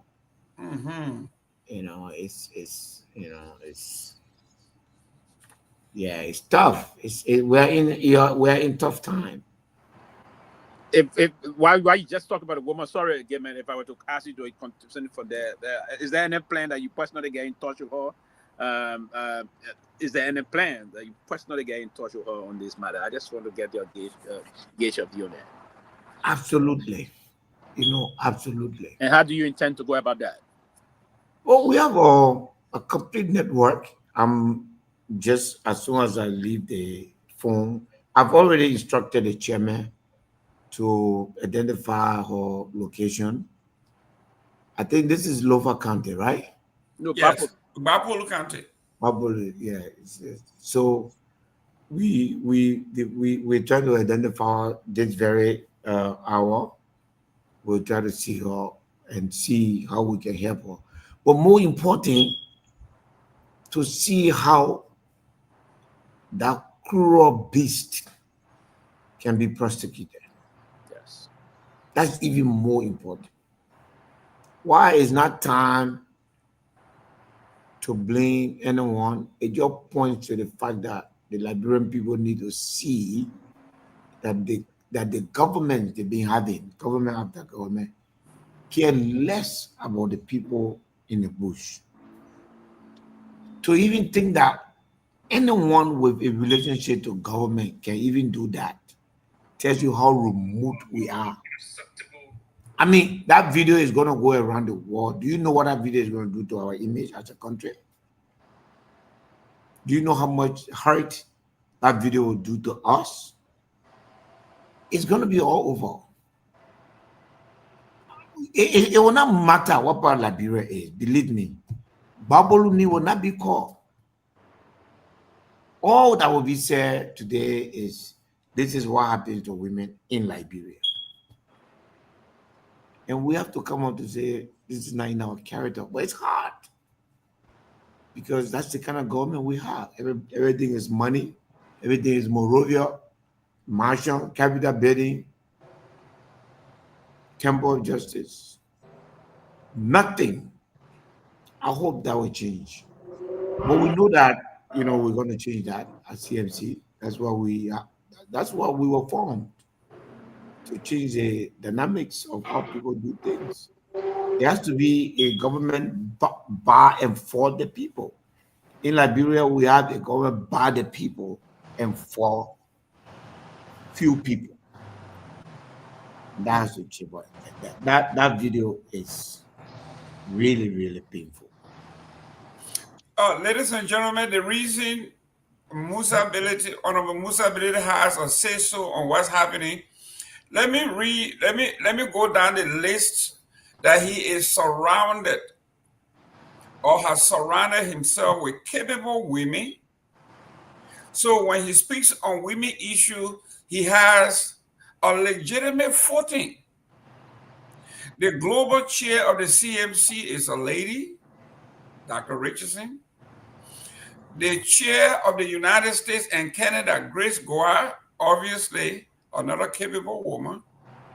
And even if you went to the business that he runs, my own sister from the Bassa people, where they power, that's another powerful woman. So if he speaks about the plight of women, he got a lot of girls too, like me. So he has a legitimate point. He knows what he's talking about because he has done it. Surrounded himself with capable women that are able to do things. He's married, he got daughters, just like I have, just like most of you have. And even if you don't have a daughter or a wife, you have a mother. To have a woman, a mother in front of her 5 babies, to be treated the way she was treated. I am glad that the congressman is here. The few more years he has, let's talk about what is it that he wants to do to prevent these kinds of stuff from happening through legislation. The first thing that I want to do right now is to see how those children are doing. They are traumatized. We want to bring them to town to de-traumatize them, to have them, somewhere where they can, a safe haven. And then beyond that, I think that, the government is going to do something about it. I believe so. This is, honestly, look, this is not about this government. I will not attack this government on what happened today. Obviously. This is just what is wrong with our society.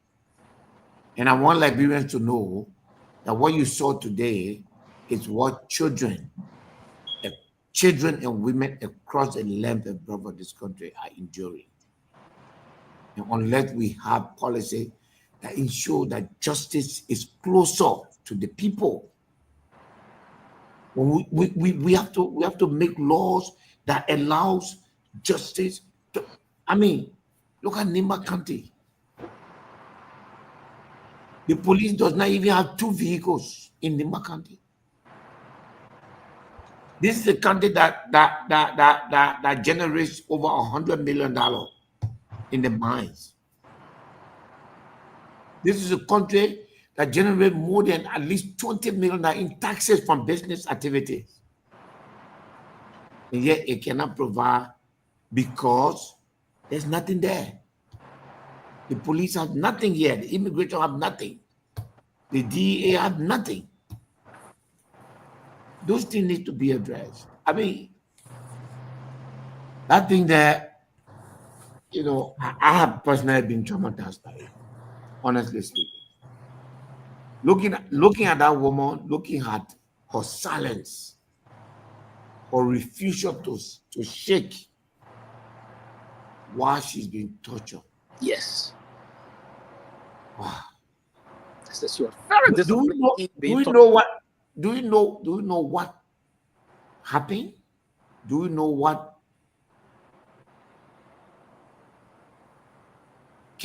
Jerome, can we? But now, have you found out the whole story? Can Johnny tell us? Johnny, the activist, not because he uncle the president now today, but he's an activist. Johnny sleeping. He having a great time in Rwanda. Yeah. He hanging with Kagame. Johnny, can you give us some information, please? I beg you, Chief. Johnny is hanging with Paul Kagame. He's having fun. He's not in Lofa. He's not in Boko. Oh, where is he now? In Kagame. He's in. I mean, how to go? I see Kigali. why. He's So in you Kigali. sitting there. Yeah, he is sitting there. I see why we're not hearing in a few days. I think Amara gave some detail about it. Oh yeah. Amara did give some detail because his account. I think he got more information. Oh yes. Get more. I think, but I think it's somehow traditionally related. It's unfortunate, right, that she desecrated in their own terms. She desecrated. Come on. You know, it's quite unfortunate. It's just something that is despicable. That if you tend to want to even get into it, that sense of that emotional sense will try to capture your feelings, and there are all kind of levels, you know. So it's just quite unfortunate. It is unfortunate. Honorability, we want to thank you for coming.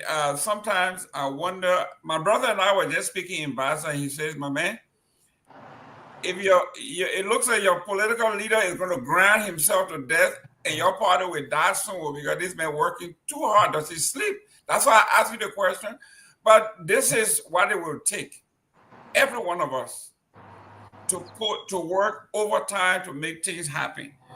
Honorability, I'm looking at the report here from the analysts. And the analyst is reporting that the government have targeted a few people, and you are number one. You have a target on your back, and you backfire, and you told them they can search all they want. They want to smear and kill your career with lies. And they went on to enumerate some of the things that they are trying to do to silence you. We know about some already. But what do you make of what is happening? Well, Chief, you know, when I read a book by is that Robert Ledlum, that great author? And say when you plan to cut the tail of the tiger, you should make plan to contain the claws. So, Unity Party in power, and Unity Party know that when they leave power, most of them will enter in jail. So, they're going to do everything to stay in power.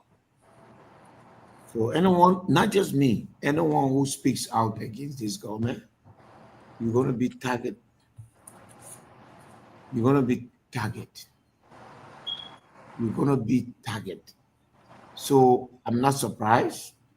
They're making a lot of effort, but I'm here.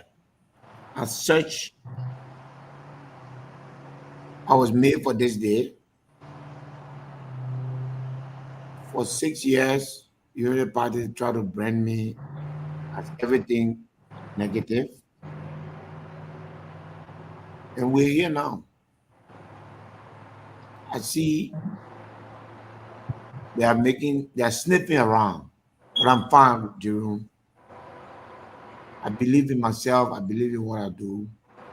And just as United Party were here and CDC were running the government, and they opposed CDC and removed CDC from power, we will oppose them and remove them from power. Nothing will happen. Nothing. Wow. I hear some of my colleagues in the legislature, some of them are angry that I call the legislature corrupt. Jerome, what else should I say? if I, as a lawmaker, if I pass a budget, okay, if I pass a budget and the budget says there should be $50,000 allotted to me in my district for development for 2024 and 50,000 for 2025, and I've written letters over letters over letters, and I'll go investigate and find out that the legislature account has been depleted. So what should I say? That's corruption. That means the money that has been allotted for a legislature has been used for other purposes. That is corruption. We are not above the law we make. It doesn't say so. We are not an exception to the law we make. If we pass the budget, it is a law. It is written there, this money for this money for this. If you take it to do something else with it, that is corruption. And so I stand my position to say that there's corruption, especially in the House of Representatives. I don't know too much about the Senate, but the House of Representatives. Because at the end of the day, there are money that I also have that I don't have. And I have all the info that there's no more money left in the account. How did that money disappear? It is through corruption. So it made anybody vex. Let them. The only way you can tell me, say, I made a statement where you want to suspend me or you want to expel me, is to prove that I lied, that my money was taken, and you can prove to me that the money there. If you not prove to me that the money there, that means you took the money, you have stolen it. And that's corruption. Nobody can prove me wrong for being that the House of Representatives has engaged in corruption. You can only say I should not say it. And then you brought me there. And you brought me there. You have no power to limit what I say. I was brought there by my people to represent them.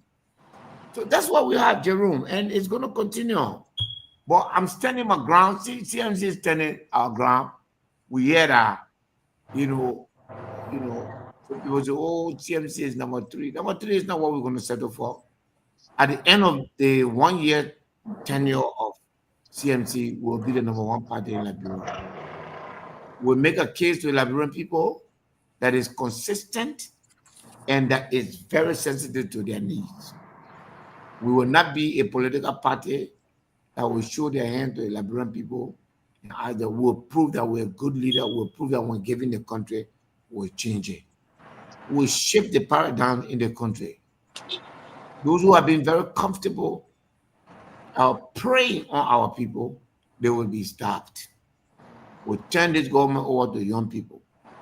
We'll let young people run the government. The future, they will begin their future under us. And so nothing will stop us. They can do whatever they want to do, Jerome. I'm not afraid of them. Wow.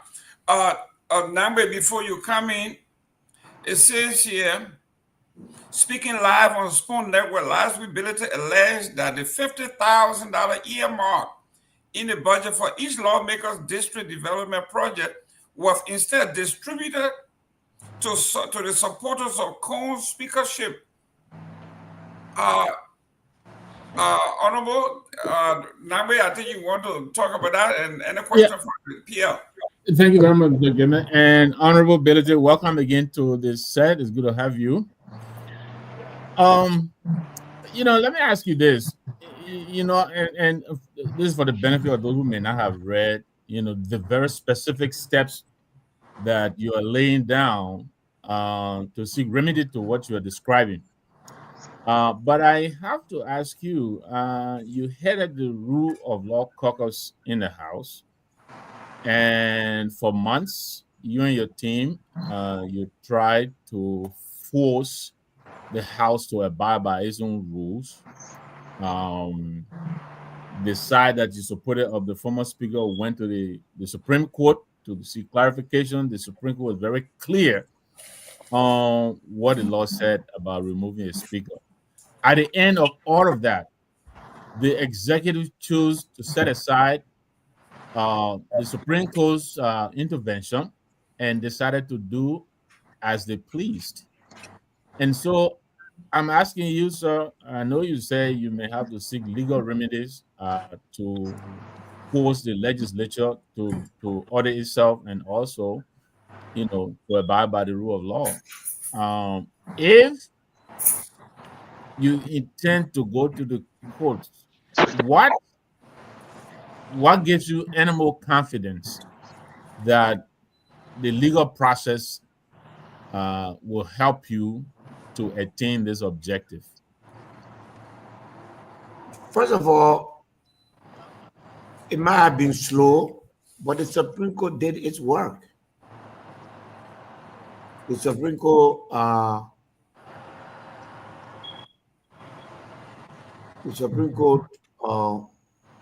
ruled that the government action was wrong. Individually, personally,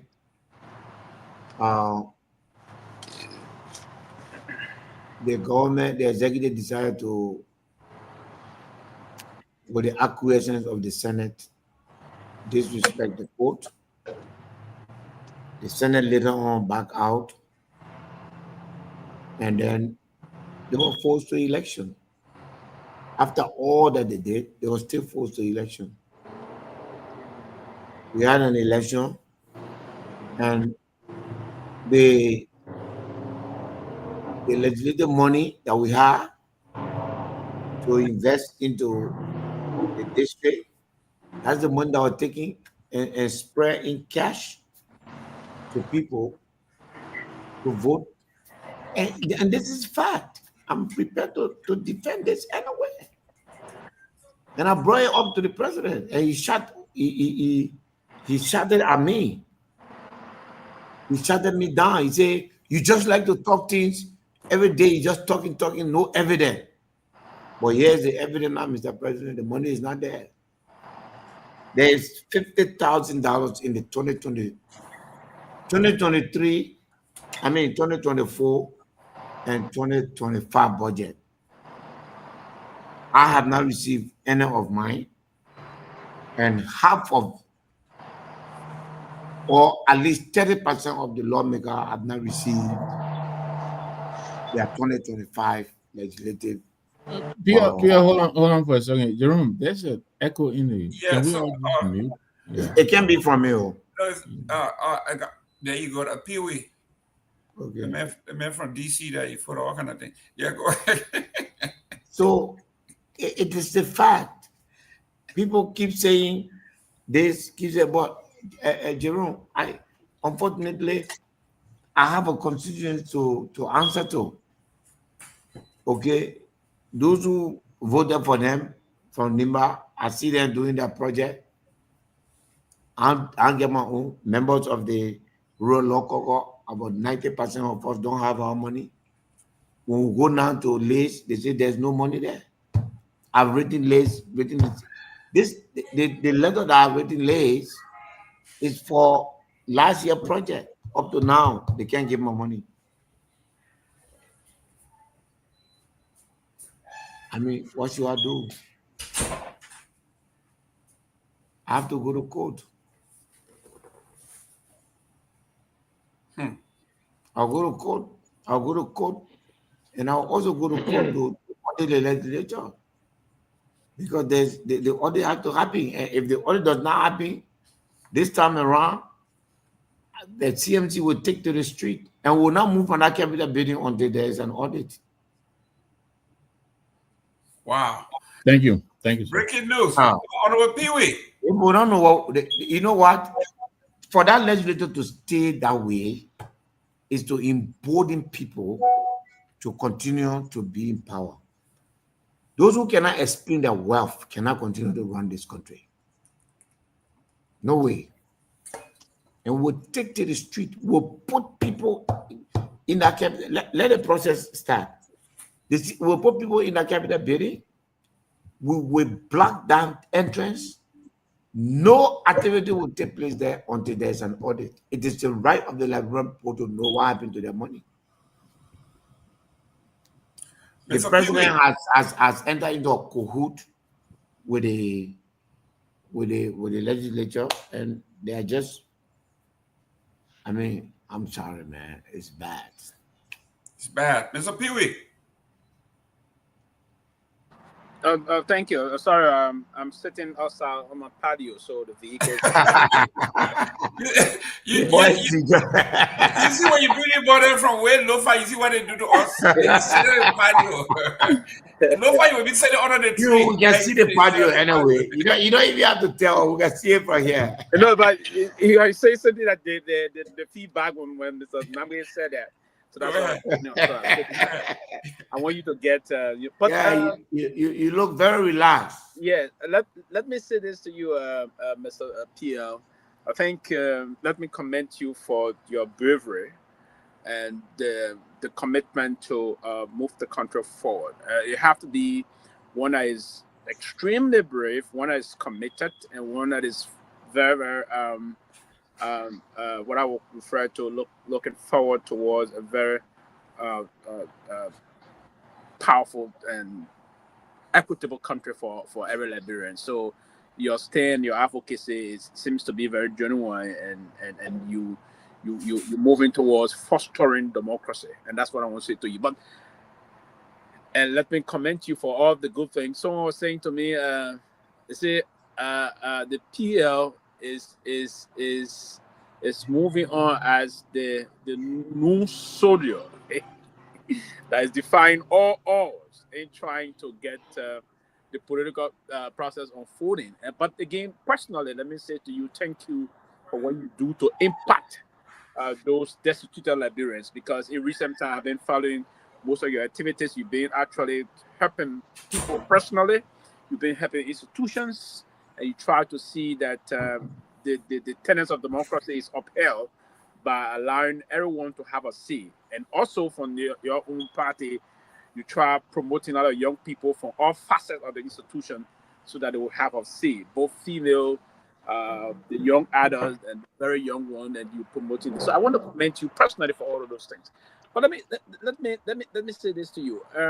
The current Minister of Finance, is in recent history was looking at the kitchen table thing of Liberia, and if I will try to push us back and remind us that he served before as Minister of Finance under the Madam Saliva administration, and then Foreign Minister and all those things. And he currently, what is your rating? Because and you said most of those things you just said about the budgetary thing. Have you been engaged in the Ministry of Finance and the minister himself to find out as to how those money, for instance, if you have money in the budget for Nima County District 7, how come the money is out of there? How is the voucher system unfolding, Mr. Benedict, that District 7 money will get out of the budget without District 7 people getting to know anything about it? And lastly, the same question combined, what can you rate the current status of the Liberians vis-a-vis relative to the kitchen table thing, bread and butter thing in Liberia? Is the country getting better under his reign as Minister of Finance and Development Planning? No, absolutely not. And I have to say, Liberia will not build Liberia if we're not honest. The current finance minister is my good friend. We have very close relationship.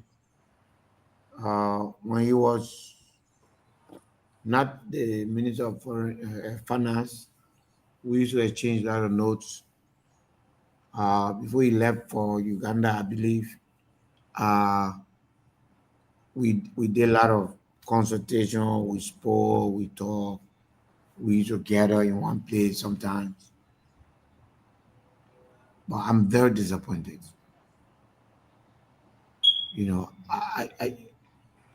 For the first time, the Ministry of Finance is no longer the voice, the authoritative voice of our economy. When Garguah was finance minister under Ellen, I'm sorry, but this is not the same Garguah. Is it being sandwiched? If he's been somewhere, then he's not man enough. Then he should resign. I don't know a man like Garguah that I know, very forceful, very strong, to be somewhere. What is in that job? that you'll be somewhere and still sit there and be in it. You know, I don't know the reason. I honestly don't know. But I'm disappointed. I'm very, very disappointed. Because you asked a very powerful question. Okay?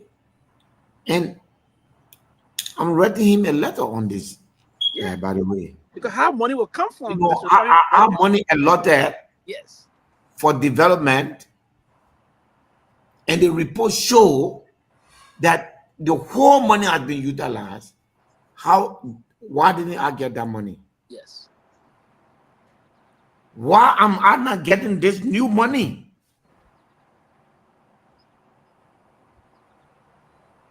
You will receive my letter on Monday. And I'll make it known to Liberian people. Wait, the last thing I just asked, I'll rest it in just 30 seconds. Mr. Pierre, let me put this back to you. Do you still believe and stand for this telling thing where the appropriate forces align and come together? Do you want to be the champion of that? Can you tell us today how far are you looking at that? What's the signal that we getting from that perspective about the appropriate forces aligning at the appropriate time to ensure that the United Party government is out of 2029? You know, you asked me a very powerful question. Is the CMC struggle about removing United Party from power and that's it? No.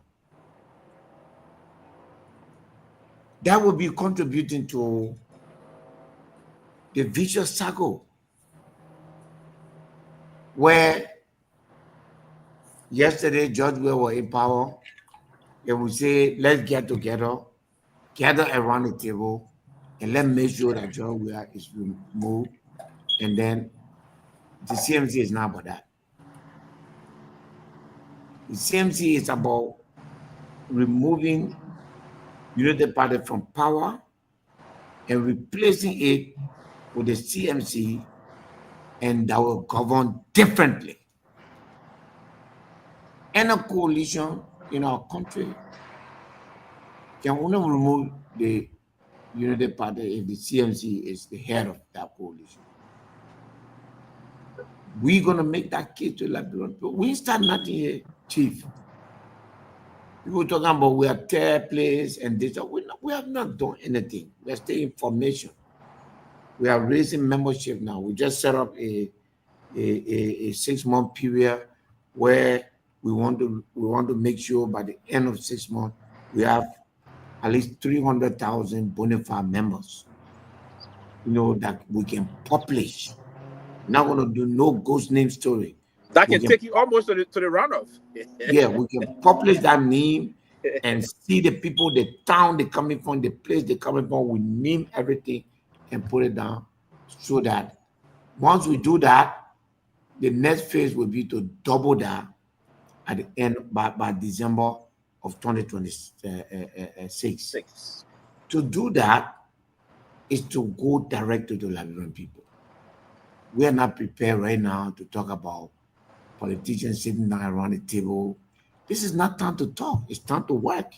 It's time to take care of Liberian people. It's time to take care of their needs. It's time to look after them. We'll talk later. I am not in the position to talk now. This is not about power grab. If you engage in talk now, it means that your whole goal is to get power. That's not what the CMC is about. Anything we do, our people will tell us yes or no. For now, this telling the first 2 lanes, the Liberian people being on those lanes, my brother. And look, either this country chooses the telling or we continue to suffer, and then at that point in time, we just need to shut up. If we cannot stand up for change, if we cannot take up this time to know that we've had enough and we are moving to the telling, then we can't keep complaining. We have the chance, and CMC will give you that chance to change Liberia. We deliver the economy to Liberians. Our government, when we formed in January 2030, at least 60% of those that will be employed will be between the ages of 18 and 40. That transition to the next generation will start then. The young people can't wait anymore. They wait, then their life goes through difficulty, then we feed them with drugs, and then we feed them with cheap job. We throw them away, they go and study and come back, no job. No, it has to stop now. So we are, for now, Chief, we're not interested in any political collaboration. We're interested in reaching to Liberian people, feeling them, telling them what is wrong with our country, and enlisting them as members. According to what I saw in Nima today and Bon County, by the end of October, Bon County will reach their goal of 75,000 members. Nimba County is 100,000. Once we get all those things and get Monserrado, when we get to our number, we will have another look at our politics. But we ain't talking to nobody now. We don't believe. So you're just going to go and negotiate like Rumpo out. Let's talk the government issue. What is the government? Look, we in about a month, the manifesto of the CMC will be out. I ain't going to talk to nobody who does not have a governing plan for this country. So any opposition party that want to talk to me, you have to be like me. You have to have a goal just as we do, so that we can talk on the basis of what we have in common. Okay, this is not about power or people. At the end of the day, if it was about power, the easiest route to power right now is the Unity Party. If it was about power and money, I have, abdicated and agreed for Unity Party not to cut my business into two, I'll be in peace. Now, but it's not about power, it's about transforming this country. And we're committed to that. And I believe this is not a time to talk. You send a signal to Liberian people that all you want to do is to negotiate. Oh, that what Billy is doing all the thing here so that you can have a negotiation. But I want to negotiate with nobody. I want to have a relationship with Liberian people. And once I know that I have reached my magic number, which I will reach before December, and then we'll take our next step, which is towards taking this country. Finally, 2 million people did not vote the last time. I want you to understand, let me repeat. We have 5.5 million people in Liberia. Between CDC and Unity Party, 1.5 million people voted.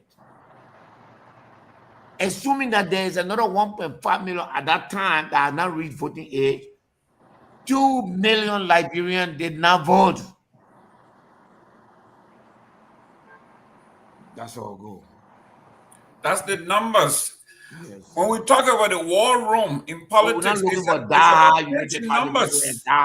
People who will kill themselves unreasonably and get off between the so-called big party. No, we're looking for the people who will see reason to realize that they need a better direction for their life. So the frustrated people, the disenchanted people for Unity Party, from other political parties, will take them, and then we will go after that 2 million people. And we'll make our case to Liberian people, both home and abroad. And by the way, we are moving ahead to ensure that we take the necessary legal action so that the right of Liberians in the diaspora under our constitution will be respected. Okay, let me go to Seleke. Seleke, you are one of the young people that Honorable Ability is talking about. Between the ages of 18 and 40, your guess, question to the Honorable Musa Ability. Okay. Again, good morning from my end. Chairman Benedict, good to see you.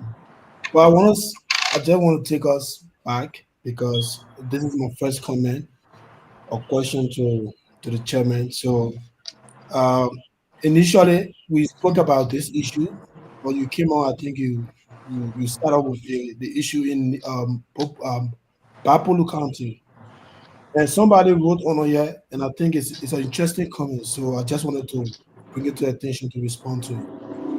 So the person said, all the traumatized children that are in Morovia, you are not de-traumatizing those people, but going to uh, Bapulu County to bring uh, the lady and her children to Morovia to de-traumatize them. What do you make of that? Are you doing this for political reasons? Because the comment seems to be like a truth that this case is not a strange. This is not the first time. Does that question reflect your thinking? So Vessel, you're giving me a chance to ask a question. No, I'm no, no, asking no, the chairman. no, No, No, but does you it can't do this. reflect your thinking? you're reading somebody's question. He asking you, does that Yeah, reflect your does it thinking? reflect your thinking? Because the fact you reflect, does it reflect your thinking? Of course, I agree with them. There are a lot of victims. Yeah. in Then go ahead. Morovia. That one I There you want to go. know. Then Yeah, you start to get your time. I yeah, want to know because you're yeah. reading. So just give me a chance. Let me ask the No, that chairman. one I wanted to know. Go ahead, Chief. Go ahead. Yeah. So what do you have to say about this, chairman? Leaving The, people that are already the question victimized I of this asked, issue. the Mhm. question I asked, and the person should have read my, and this is what is wrong with this country is exactly what is in that individual's head. What is wrong with this country is that when these blind loyalists take their support from their parties and then they throw questions, blindly to people. I guess at this point, what do you want me to do? Do nothing? And that's okay? Under the assumption that because there are so many other people in that way. So, oh man, why should we worry about the woman? This is what happening every day. No, Chief. I'm policing the district I was elected. And when such thing happen in my district, I always take care of it. And if it happen outside Liberia, I'll go and take it. Your government, and I'm talking about the person who signed, I know the person that you know by the person. Your government, The person is not. okay, Go it ahead. must be some of those people who believe that the state of quo is okay. But government has a responsibility to the people. And I was very clear here to say that I'm not going to blame Unity Party because this has been the trend in this country because I have seen it. But criticism without suggestion. I would have loved for this person to point to my district to say yesterday there was such event, you did nothing, and now you want to go to Babulu. No, sir. I'm sitting now in my district. I go around, just coming from touring my district to make sure that everything is okay. My people, I have no dark village or town in my district. Okay. I have no town and village in my district that does not have access to road. So I'm taking care of my district. I put my mouth where my money is. So if you can Thank you, please thank prepare you, your state government to thank put you, people. chairman. Yeah, let me Let's go come to to your my second. second Go to point. your second question. Go ahead. Yeah, okay, thank you. So my second question is, I will do it closing of a question, based on some number you just threw out here. But I would like to make a recommendation to you. Personally for me, Chairman, I know you're a good man.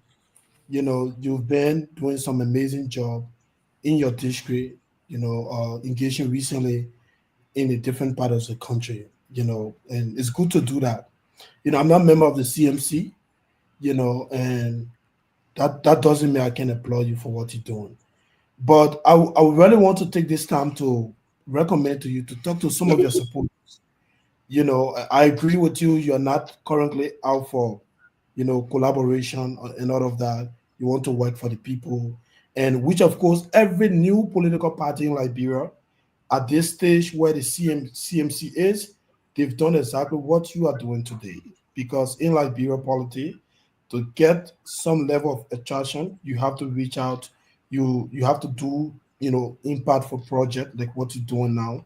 That is obvious in Liberian politics, and so you're doing a great job. But talk to your some of your supporters who will leave the Unity Party, mistake, and attack the opposition, specifically, the main you supported during the last 2023 election, Mr. Cummins. And some of them make it as if to say Cummins is the president of Liberia.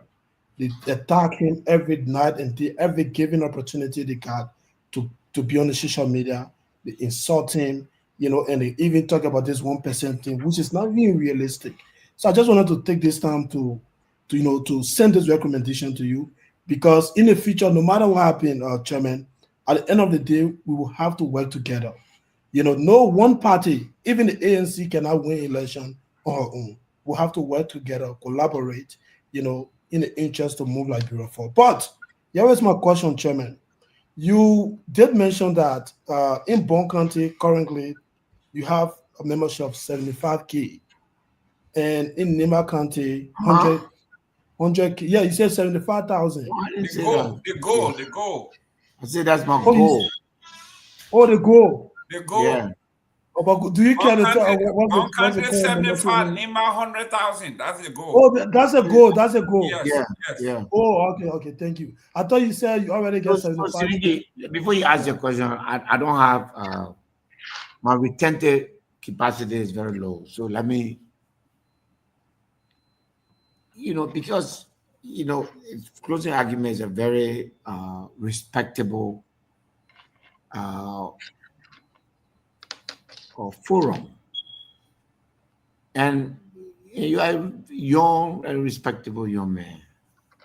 And so when you say things, I take very seriously. And I also believe that people take it very seriously. And as I sit here now, without the facts in my hand, people will assume that what you say is correct. Can you specifically mention who in the CMC denigrated Mr. Cummins? Or Thank what you. Facebook page? So that is important, because I like to see the line, what they said, so that it doesn't become a generalized statement, which will now be when Belete was told that Mr. Cummins was being disrespected and insulted. This is what he said. So let me be very specific and tell me, say, if you go on Facebook, because I have access to Facebook, so it'll be easy for me to check as you are there. If you go on Facebook and say, Mr. This or Madam This on so day insulted Mr. Cummins, I would like to know that, please. Okay. First of all, one of your partisans by the name of Grace, I think she's part of your global leadership. Every Yes. opportunity Madam Grace has, she will throw a tag at Mr. Cummins. And Okay. it's not only limited to Facebook. I was saying your WhatsApp group comprises of more than 300 membership. Let's take to the Facebook, which is the public, because WhatsApp is private. I since I'm not there, I don't want to. Okay, the CMC platform, platform is open, which is always relayed on Truth FM, where she and Tato Richie saying they always appear on. I will check for the specific video and I will send it to you. No. You know, Come on, Seleke. No, Seleke. they have not of video. I can sit there right now and say, so this is the Seleke. video, this is the video, No, right? Seleke. No, Seleke. You're not No, going to do this. listen. If you're going You're not to gonna do attack, this if with you're going to video. attack Yeah. Grace, be specific on the date and time, and don't say I'm going to look for it. You can't Seleke, guide somebody and go look for Seleke, the Gayman, evidence. Mr. Gayman. No. So you call this an attack? No. You cannot Give me- indict somebody give and me- then go look for the evidence. That's what Give I'm me, can saying. can I come in How 30 can you seconds? have Go ahead, Pewee. Yeah, yes, my point. One minute. Go ahead, Pewee. Yes, my point to that. This is a platform that we want to. Yes, my third. If I were moving out to say someone's attacking my political or Mr. Cummins, if the intent is to come up with that, I should have every iota of evidence at But hand. I just mentioned the But platform. to say you will look for it, I'm and you on the don't have it. platform. I will look for it, and you don't have The it. CMC online page. Yeah, Wait, I'm on there. I don't wait. see it. No, I listen. don't see it. If you are prepared to attack a There president you or go. something, you say, okay, yes, the video, yes, watch You know, the because clip. it's did important to me. Justify, Father, what you saying? But Because to say Mr. that Cummings, no evidence. Mr. Cummings is someone that I respect. Father, Mr. So Cummings is now, someone that I have a good relationship with. Grace is the highest official in the largest section of our diaspora, which is the United States and Canada. All of the diaspora organization, she's a continental head. I mean, the United States is the largest chapter, and she is the head of that. And she is an executive committee member of the CMC, the national body. So she is in a position of authority. If she insults Mr. Cummings, that has to be responded to by the CMC. I'd like to know, Seleke, without being very political, on what date? On which? There are a lot of things that happened during 2023 election. Because if you do that, there were a lot of videos, a lot of appearances. or you have to promise and me. so when somebody say, give me a chance, Mr. Gayman. You can do this. You can do this. Give me a chance. Let me explain. You can do this, Mr. Gayman. But listen, please. Allow me to express myself. I'm hosting, please. I agree. Okay. So let me talk now. Let me give you. Seleke, 1 minute. I don't want to answer to hypothetical question. That's why I asked you. We are still around here maybe for another hour. Okay. Can you promise all that by the end of this show, you will bring the evidence so we can move on? I will send it to you. For now, tomorrow, I will take you say the evidence. But I didn't know what let me forget, please. Mr. Billy, why you put in the main the box? Let me welcome Mr. Grace. So practically, Mr. Gayman don't want me to speak. So no, I want you to speak. What I'm saying, you can do this. No, Mr. Seleke, yeah, you can do this. Give me a chance now. Let me welcome Mr. Gay. I'm holding you as one of the people that we are working to hold the future of this country. Do not, and that's in fact, this is actually my warning to you. Do not practice old politics. You are one of those we depend on to change this country. That which you are doing right now is the old politics, which people sit in there. I want to be able to deal with this issue. I want you to promise me that before we leave from here tonight, you will show me something that Grace put on social media insulting Mr. Cummings. And that means I'm not going to be participating on the show, Chairman. That means I'm not going to be participating on the show. If you're giving me from now to the end of the show, that means I have to dedicate my time to the CMC page. So when can you promise the public? When can you bring it? Yeah, I said I will send it to you before tomorrow. I will send you the video. Musa, I will send you the video. I will send the CMC. I will send it in a closing argument channel, and I will send it to you personally. Why if they deleted it from that before you went there? So okay, guys. Listen, 1 minute. I got a call. There's a language. Okay, let's. I assure you, all right. She and Honorability. I got a call. Go ahead. Put the person on. So you bring Go ahead. Introduce yourself. Hold on now. Seleke, hold on. She did not insult Mr. Cummings. She cannot. She will not. Honorability. I got somebody on the line. Go ahead. You ready to take on now? No. We're taking this particular I think that's Grace calling. Go ahead. Can you all hear me? Yes. Who is it? Okay, yeah. I follow the show during Introduce yourself, Bash. Introduce yourself. Yeah, this is Bashi Goa. I follow the show during the spare time. I like the debate. Who's speaking? This question is, I like the debate. I like the Hold on, Bash. This is Bashi Goa, Grace's husband. Grace's husband. Yeah. So I follow the show, and I got a question for Seleke. I know he's always coming up with accusations about Mr. Cummings.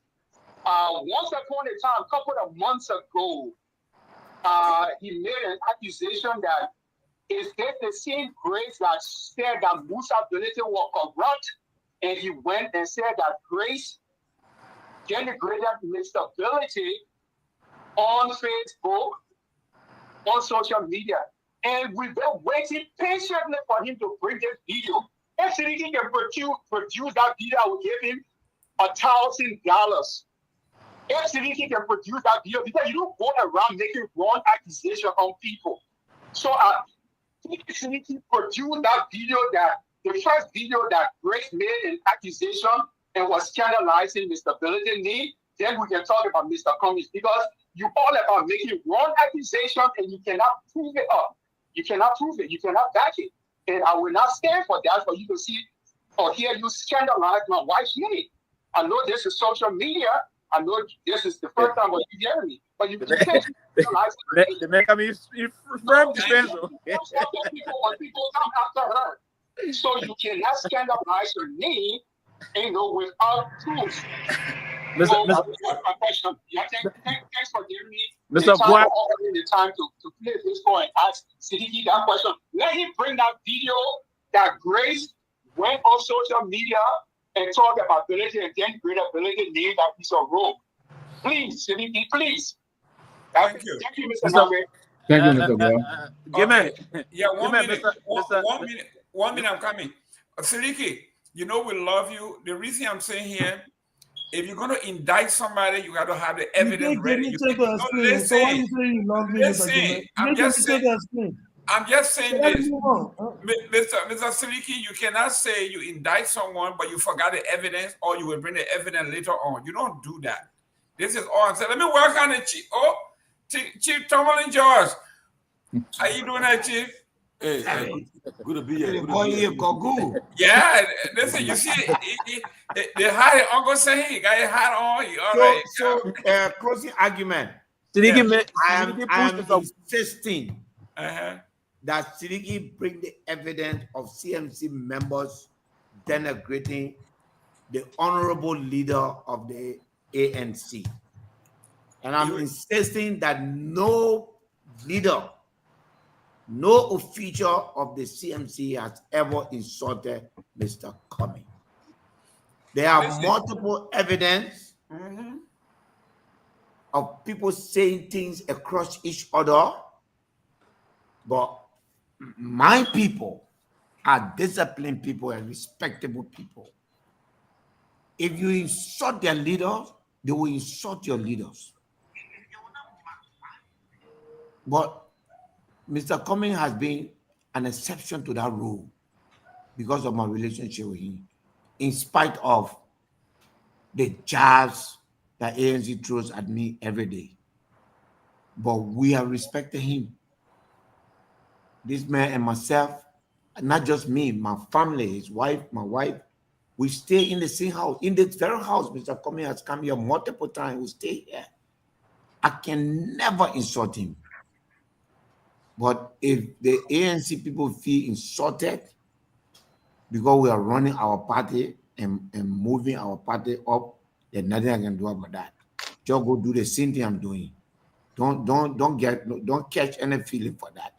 These people are just working hard, and you do the same. You and I are literally in the same position, meaning we haven't tasted power before. There's no tint on you. All right, Mr. Cummings, the work that I even have to do to get to where I am now, Mr. Cummings does not even have to do. I was scandalized by this unity party. My name was thrown in the mud, but they do the same thing. If you don't know how to do it, just follow our lead.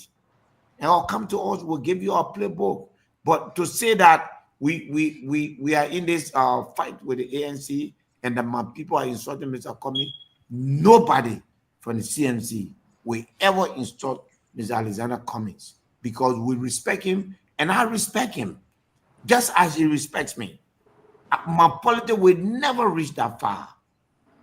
You see me here every day talking about the way in which Mr. Barker and his people denigrating our country, I will never insult him one day.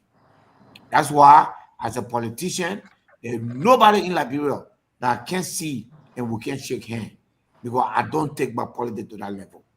And that's the hallmark of the CMC. Grace will defend this party.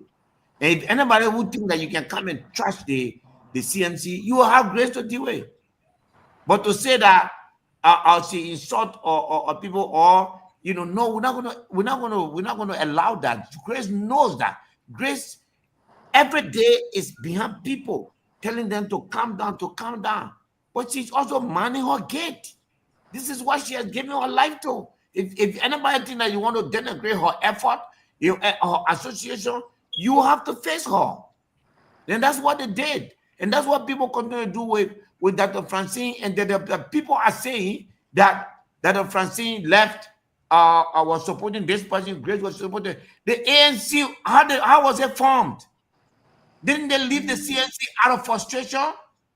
Go ask the founding chairman of ANC, Mr. Horatio Gu, who happened to be the chairman now again. There were citizens that got frustrated and left CDC and formed ANC. What you benefited from? The process you benefited from, where people must have the right to move from one place to another. You are not sitting down there having the nerve to say the person moved from one party to another, so there's something wrong with that. If you say that people should not move from one party to another, then that means you agree that United Party and CDC to continue to rule this country. Because if people don't move from beyond there, they will continue to run this country. Are you out of your mind when you say this thing there? We have to change as a country. We have to change leader. We have to change our minds. The very America you're in there,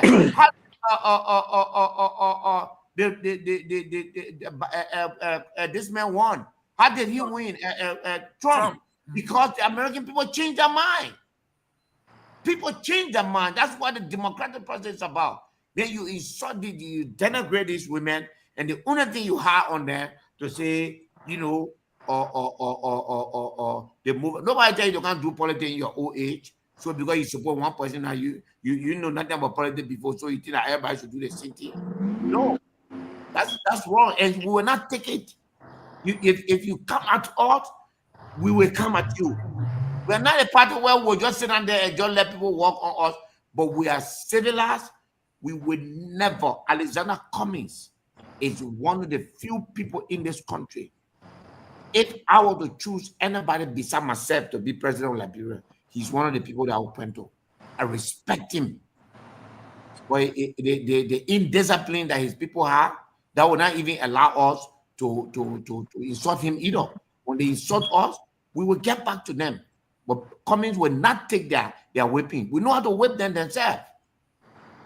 Thank you. Let me welcome Honorable George. Welcome, Chief. Yeah, I got somebody live. Before I talk, somebody on the line. The person wants to comment on what is being discussed. Go ahead, you loud. Hello, Musa. This is Theola. So my question to you, Honorable Ability, why are you trying to make this thing about ANC and CMC? This should be about the Unity Party and trying to fight the government. Why are you trying to make it about ANC and CMC? If Seleke complained about something that happened between he and Grace, why are you making it seem like ANC people going after you? Where has ANC people gone after you, Musa? You, my brother, don't do this. Let's keep this thing here with the leading party, the leading party, and leave up as opposition. Stop fighting each other. We're not fighting each other here. I beg you. So she was not listening. So somebody just called her to come, and so if she was listening, she would never ask that question. I was here answering my question, and Seleke came and said that my party officials are attacking Mr. Cummings. How does that mean? How does that make me to make it about ANC? You since I came here, guys, you hear ANC name more? Eh? The power I'm looking for, the ANC get it, my sister. The space I'm looking for, the ANC standing in it. ANC is not an issue for me. It has never been an issue for me. I was sitting down here, Seleke asked, who is a member of your party? And I respect that. But he said, I should ask my party officials from insulting the leader of the ANC. And I said, that's not true. So you are not listening. If you are listening, you want to ask me why am I making the ANC? I don't want to bring ANC in this picture. How do I bring ANC?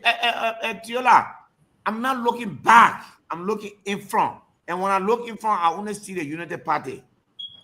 I see no other party. I don't see CDC. I don't see nobody.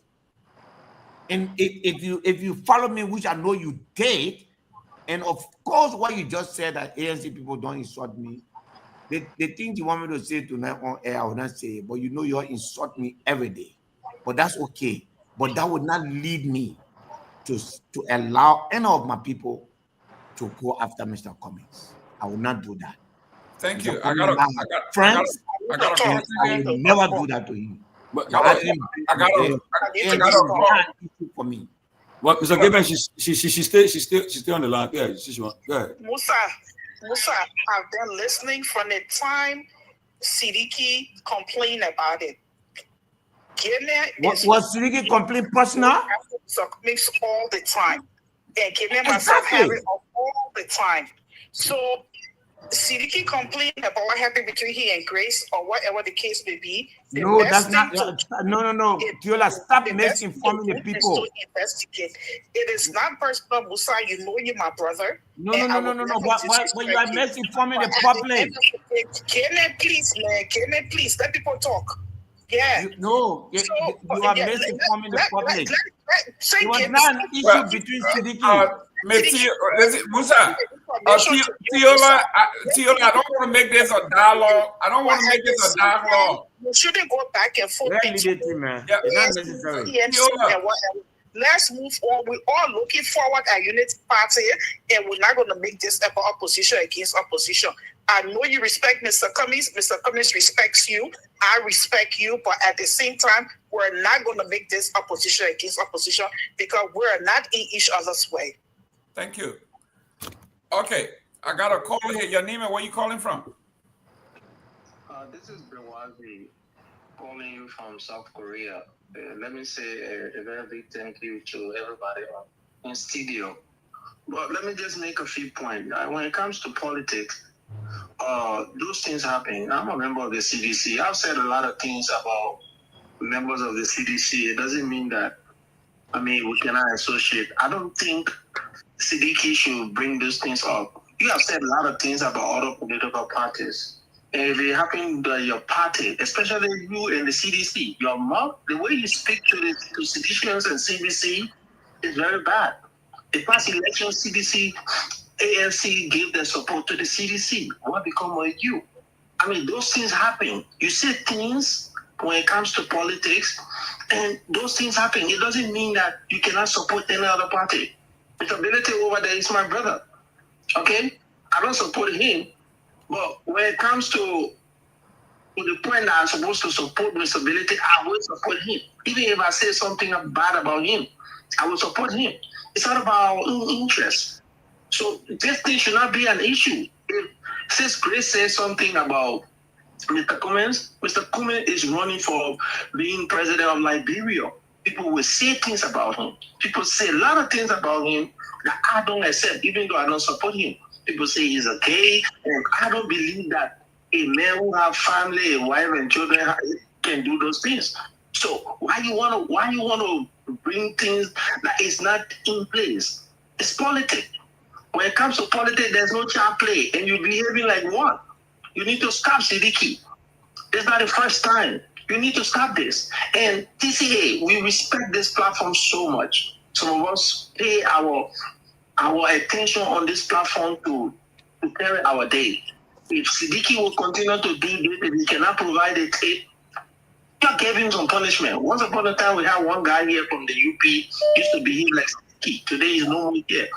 So, you guys need to do something about this. Seleke, you need to stop.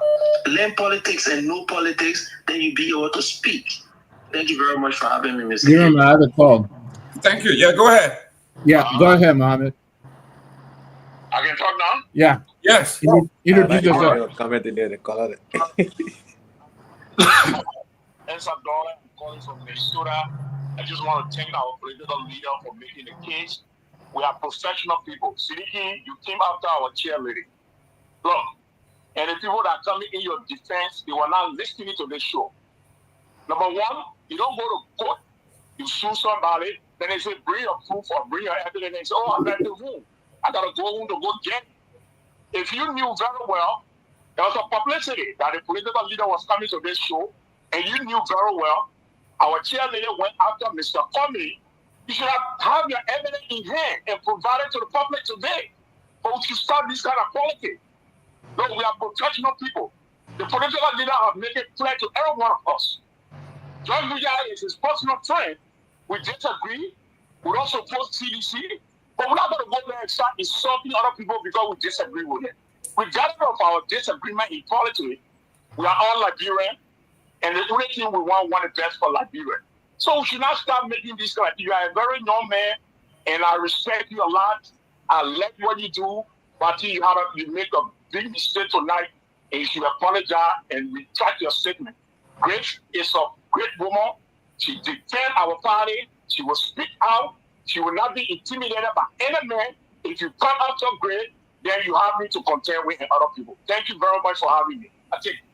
Thank you, Good. Let me bring on Mr. Anthony Gay.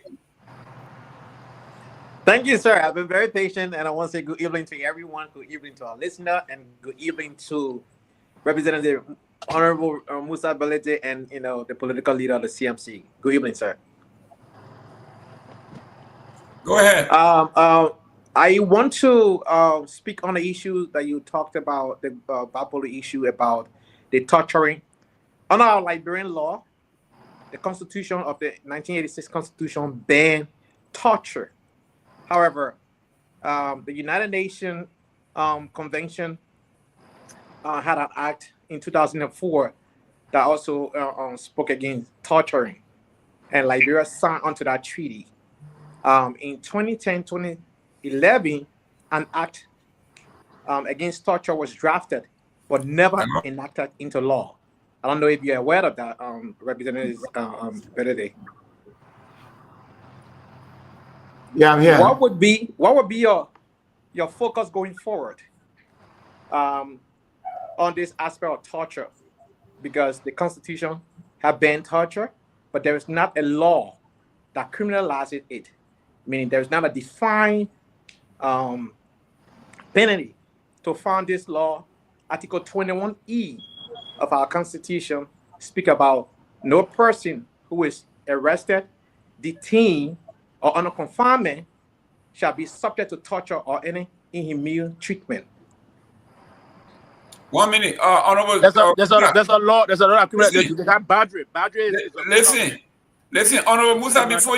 Before you answer, Badri is a criminal offense. Yeah, listen. We got a unity party here that want to ask a question. Go ahead, your name. Where are you calling from?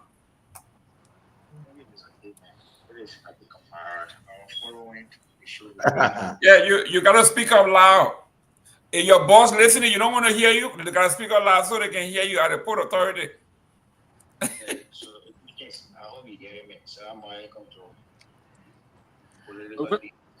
We can hear me, man. Yeah, go ahead. Okay, so I said greetings to the political leader, Mr. Musa Hassan Perez. Walaikum salam.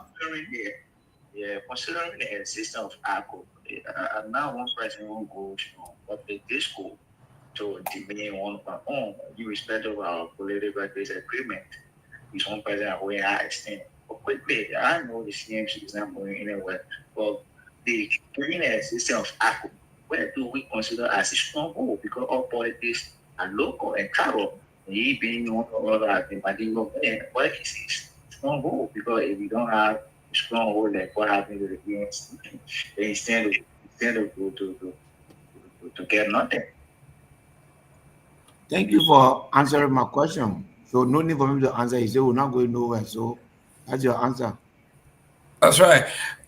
Ladies and gentlemen, before the Honorable goes to this, we have decided to support a qualified, caring Liberian. And his name is Honorable Musa Belete. He just happens to be a Mandingo and happens to be a Muslim. He is a Liberian. That's who we want to run our country, just like anybody else. So don't try to put him in a box. He's a Liberian that happens to be Mandingo and happens to be Muslim like me. I'm a Liberian and I happen to be a Bassa man and I happen to be a Muslim. It absolutely has no bearing on what we are doing. So Musa Village's base, CMC base is Liberia. It is not in Bassa, it's not in Nima. He's taking his kids to the entire nation. Let's go, Mr. Ability. Mr. Gay had a question for you about torture. Yes, I think there's Mr. Gay, you know, it will surprise you. I'm trying to look for the particular chapter, but it will surprise you, Mr. Gay. Somebody Article 21 of the 1986 Constitution. That's 21E. Not the Constitution. I'm talking about Pewee. He had it on his push. I'm talking about the criminal procedure law. I'm currently studying law. So we have a criminal procedure law that talks about torture. It's there. What I'm trying to say, Mr. Gay, everything that can make this country a good country is already in law. Take your time, please, and read the drug law of Liberia. You need no other law to take the drug out of Liberia. You just need a few regulations like installing scanner at the airport, and you know what I mean, to make sure that, you know, the things that come, but the law itself and the penalty, we got it. We got under the torture is illegal under criminal procedure law. So we got the law on everything.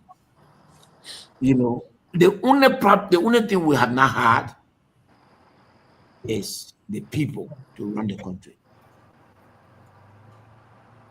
What I still have you, I have a follow-up question here. Yeah, I want to please. commend you for the work you do in your district. That's a good work. Even though the Constitution does not, you know, oblige you to do humanitarian work, you're doing it out of your own gesture, and I want to commend you for that. But also your own obligation as a elected, as an elected official of government in the legislature, as a representative of District Number 7, Nima County, and also a representative of the Republic of Liberia. So part of that's what brings me to my question. What have you done legislatively to impact the living condition of the Liberian people that you represent at the legislature? I passed a law at the lower house. If passed by the Senate, we change our labor law and change our immigration law. What is that law called? Once a Liberian, always a Liberian. A law that currently Liberians like yourself or, you know, Mr. Gayman, when their children come into Liberia, they have to look for visa because they have American passport and they are not considered to be Liberian. Or if Mr. Gayman has an American passport, he wants to run to be a representative or president, or someone appoints him as minister, he's not qualified under our current law. I passed the law in the lower house that remove that and say that once you're a Liberian, nothing should stop you from participating in anything in your country. Also, how far is that law? So do we have that law concurrent now with the Senate? No. We are negotiating with colleague senators that we know so that law can be put before the Senate and subsequently passed. Well, that's the first thing I did. Can we have a privilege of having the electronic version of that law or the print copy so we can read what is in that law, so we can, you know, advocate for that law as well on this platform and other platform that we are? Yes, it's all over. I mean, I will send it to you.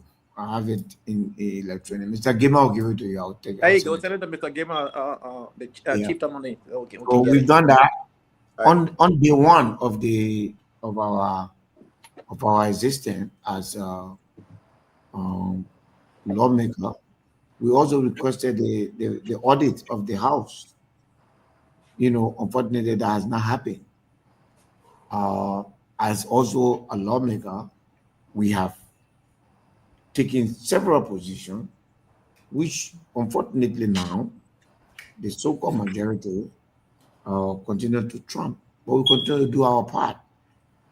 As an individual lawmaker in my district, I've given everything that I've earned, ever received, whether it's salary, whether it's benefit from the legislature, I brought it and put it in my district.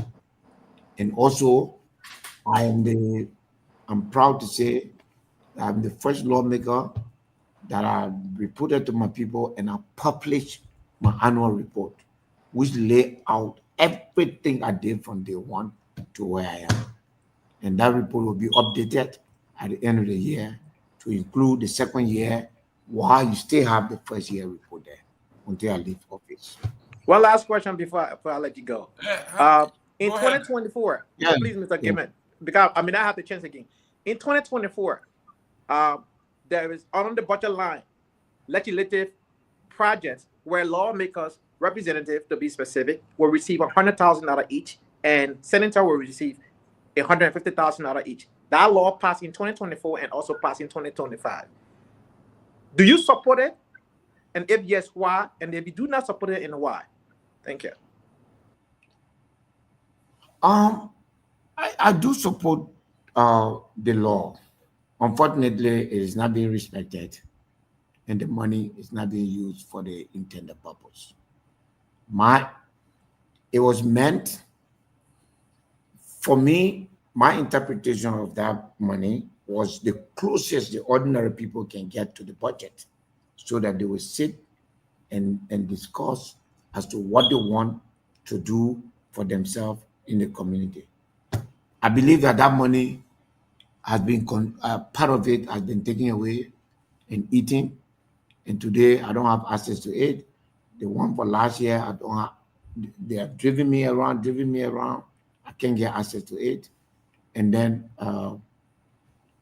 unfortunately, I support the idea, but it's being abused. The question is the finance ministry now disbursing money to the legislature unconditionally? Because that money should become as project. It should go to implementers of this project. How did that money reach into the legislature account? And now it has been, whether it was sent to the legislature account or it was sent to LACE, but the legislature have access to it and they have taken it. And now we're looking for the money, we can't find it. More than at least 35 lawmakers don't have access to their 2025 $50,000. And I think me and Honorable Yeke, maybe another person, we can't get access to our 2024 funding. So now I have 100,000. It's actually 50,000. When they did the budget first, it was 100. When they brought it back for recast, they cut it to 50. So it's 50-50. And up to now, I don't have any access to it. Thank you. I have a call from East Africa. Okay, go ahead. Go ahead, introduce her. Winston, go ahead. Winston, go ahead. East Africa got no cable. Winston, go ahead. Okay, while Winston is coming on, let me go to Chief Tomalin George. Your question, please, for the Honorable. Winston, you're muted. Yeah, okay. First of all, let me say thanks to Honorability for making his appearance. And let me also say thanks for what he's doing in the throughout the country, helping our people. But let me make a disclaimer. Because a lot of people watching this show now, so you see, whenever you get important guests, they draw attention. People have noticed that people have seen watching the show now from different persuasions. So I want to make this disclaimer. TCA is not an anti-government or a pro-government. TCA is also not for no political party. For me, we have said it clearly that because we run the platform, we cannot take side because we'll be inviting guests here from different political persuasions. So we will not take a side. We'll be the other parties can take a side, but for us, we are making it clear we won't take a side. So let me make it clear that we are not for no party. Maybe when it comes to 2029, yes, like they do in America, where certain news agencies with news all that would take up with endorse Tower on the UN Drive, opposite the BTC Barrick. This is Kia Radio 95.9. Don't touch it, touch it, touch it, touch it, touch it, touch it. So we'll make that clear. Now, with that being said, so that's why when any guests come here, we will grow them. We'll grow the people, whether they're our friends or not, we'll grow them. People are listening. So chairmanability, political leaderability. Many are saying that your critics especially are saying that you ran a campaign recently and your party ended with 1% according to the NEC. So, and also I've been a video surface recently I've been seeing this week. You know what, Liberian politics, whenever you start to make some news, the people bring all the old videos out.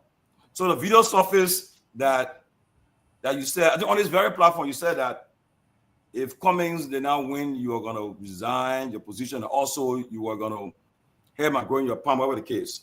So, why should people believe that the CMC? Why should follow the CMC that you guys will do something when you just led a party that had 1% and then you made a promise to the Liberian people and then it wasn't fulfilled? About if he had not won the election, you are going to not take your post. Can you address that, please? So I hope you will take this other recording and keep it now because I've addressed it in several times. Okay. So I can't keep spending my whole life addressing this one question. Okay. My response to this question is that I don't believe in the outcome of the presidential election. Tomani, I've told you that. It was not a transparent process. Let me tell you something. In my county as Nimba, there was fraud. Where is it possible for an election in first round, for the second round of the election to have more people to vote than the first round? How? It's scientifically, humanly impossible. So I don't believe in the outcome of the election. There was fraud. You know, one day it will be, we'll find out what happened. The number attributed to the CMC cannot be correct. First of all, leave Liberty Party out of it. Just stick to Mr. Cummings alone as an individual. You mean the CPP? Yeah, CPP. Oh, yeah, okay. I'm talking about, I said leave, just look at Mr. Cummings as an individual. Just he alone. Let's read data and statistics. Chief, there are two things I want to tell you. Liberian people are loyal. What Mr. Cummings do? What did he do to have lost the people that he got in 2017? Nothing. That's number one. Number two, the emergence of a name called whatever they call him. Appeton. It's fraud. Liberian people are very deliberate people want to go to vote. We're not stupid people. No Liberian that I know will go and take a ballot and vote for someone that they don't know. They made a naive campaign. I never heard of that man on the election day. So nobody should joke all year because Liberians are peaceful and we don't want problem and we just accept the result. The election, it was fraudulent. I don't blame United Party, honestly. Okay. One person who have always said that the result was not. I did not say that result, the election result. There's no way that Appleton could take a third place in an election where Liberians are deliberate. They have more than 3,000 people to choose from as representative and candidate and senator. They diligently took their ballot and voted the people they wanted to vote, then to go take 21% Honestly, then you say they chose the wrong person because we're stupid. Okay. That election was a fraud. Whoever committed the fraud, let God be with them. But it was a fraud. What are you talking? Look, in my district, half of my district don't have access to or the pool. I had to deploy transportation inside my district to bring people from their home to come and vote. You understand? We did not have the resources and the finance. Are you telling me that the number of people that came to vote the second round? I went to vote at my voting station at 1 o'clock. Nobody was there. Election day, the queue ran until 9 o'clock. Second round day, there is nowhere in the Republic of Liberia where there was queue. And you can't tell me, say, more people voted in it for you. I'm not stupid. So that your election result, I don't have no respect for it. So the outcome, I cannot hold myself at it. Okay. So record the one now. Anybody ask you the question, just play it. Mr. Gayman, I'm my last question. Yeah, go ahead. Go ahead, Tomalin. Okay. Now, a good thing about I visited your district and I saw the work you were doing there. So you did a lot of work there, but election result was so close. Now, my second question is, take it or leave it. George Myean remains one of the most popular, in fact, the most popular politician in the country. And in 2029, if George Weah decides to run, I mean, there's nobody will tell you that they can win election with all George Weah support. If George Weah is on the ballot, I believe if they want the opposition parties that are the new parties, the parties led by Mr. Joseph Pewee, Honorable Ability, CMC, there's a fact that the new parties stand no chance if George Weah is running. There's no argument about that. George Weah, he don't even have to go anywhere. He just appears somewhere. He commands that attention. So if George Weah is running, he decides to run. With all the work you're doing, all the investment you're making, will you still run against George Weah if he's running for president 2029? Yes. Nothing. I've lost my mother and my father. They're the only people that will be running that will not run. Nothing. Even you bring Obama, I'll run against him. Well, so that means to say, because it's obvious that Mr. Chairman, that you will just be just to be in the numbers, because there's no way George Weah has proven it. 2005. There's no way George Weah can be on a ballot and anybody comes second or go to the runoff. You go to the runoff. We are facing a different Liberia right now. And I want you to know that.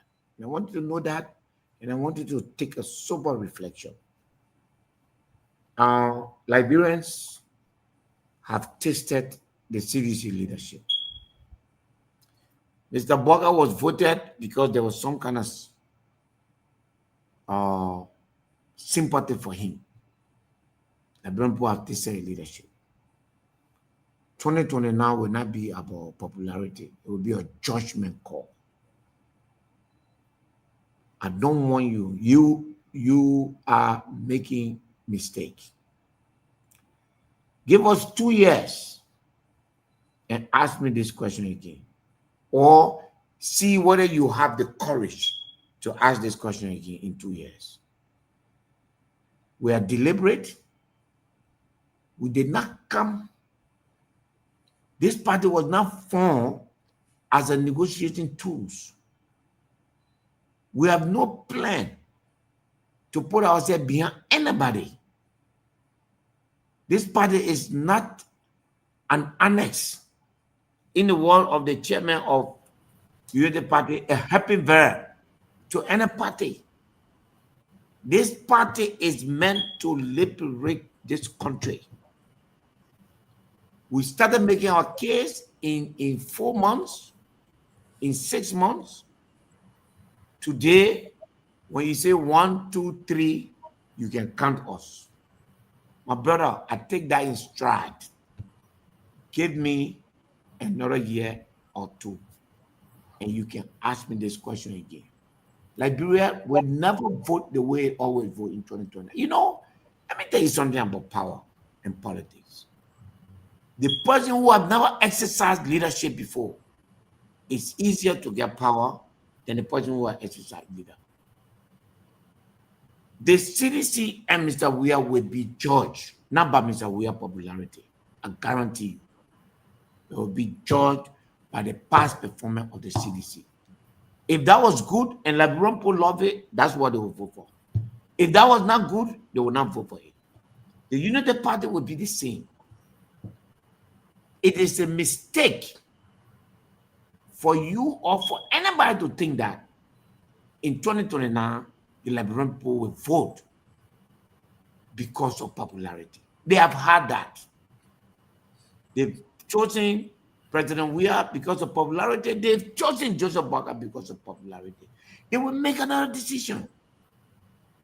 And now, President Weah will not go on popularity. He will have to stand on the ballot to tell Liberian people and give the Liberian people an account of his 6 years. Mr. Boakai will have to stand now on his own, minus Ellen Johnson Sirleaf, and tell Liberian people and give them an account of the 6 years. Me, if I become standard bearer of my party, I will get account of my 6 years as representative. That will be the judgment call. There are 2 million Liberians that did not vote for Mr. Weah or Mr. Boakai.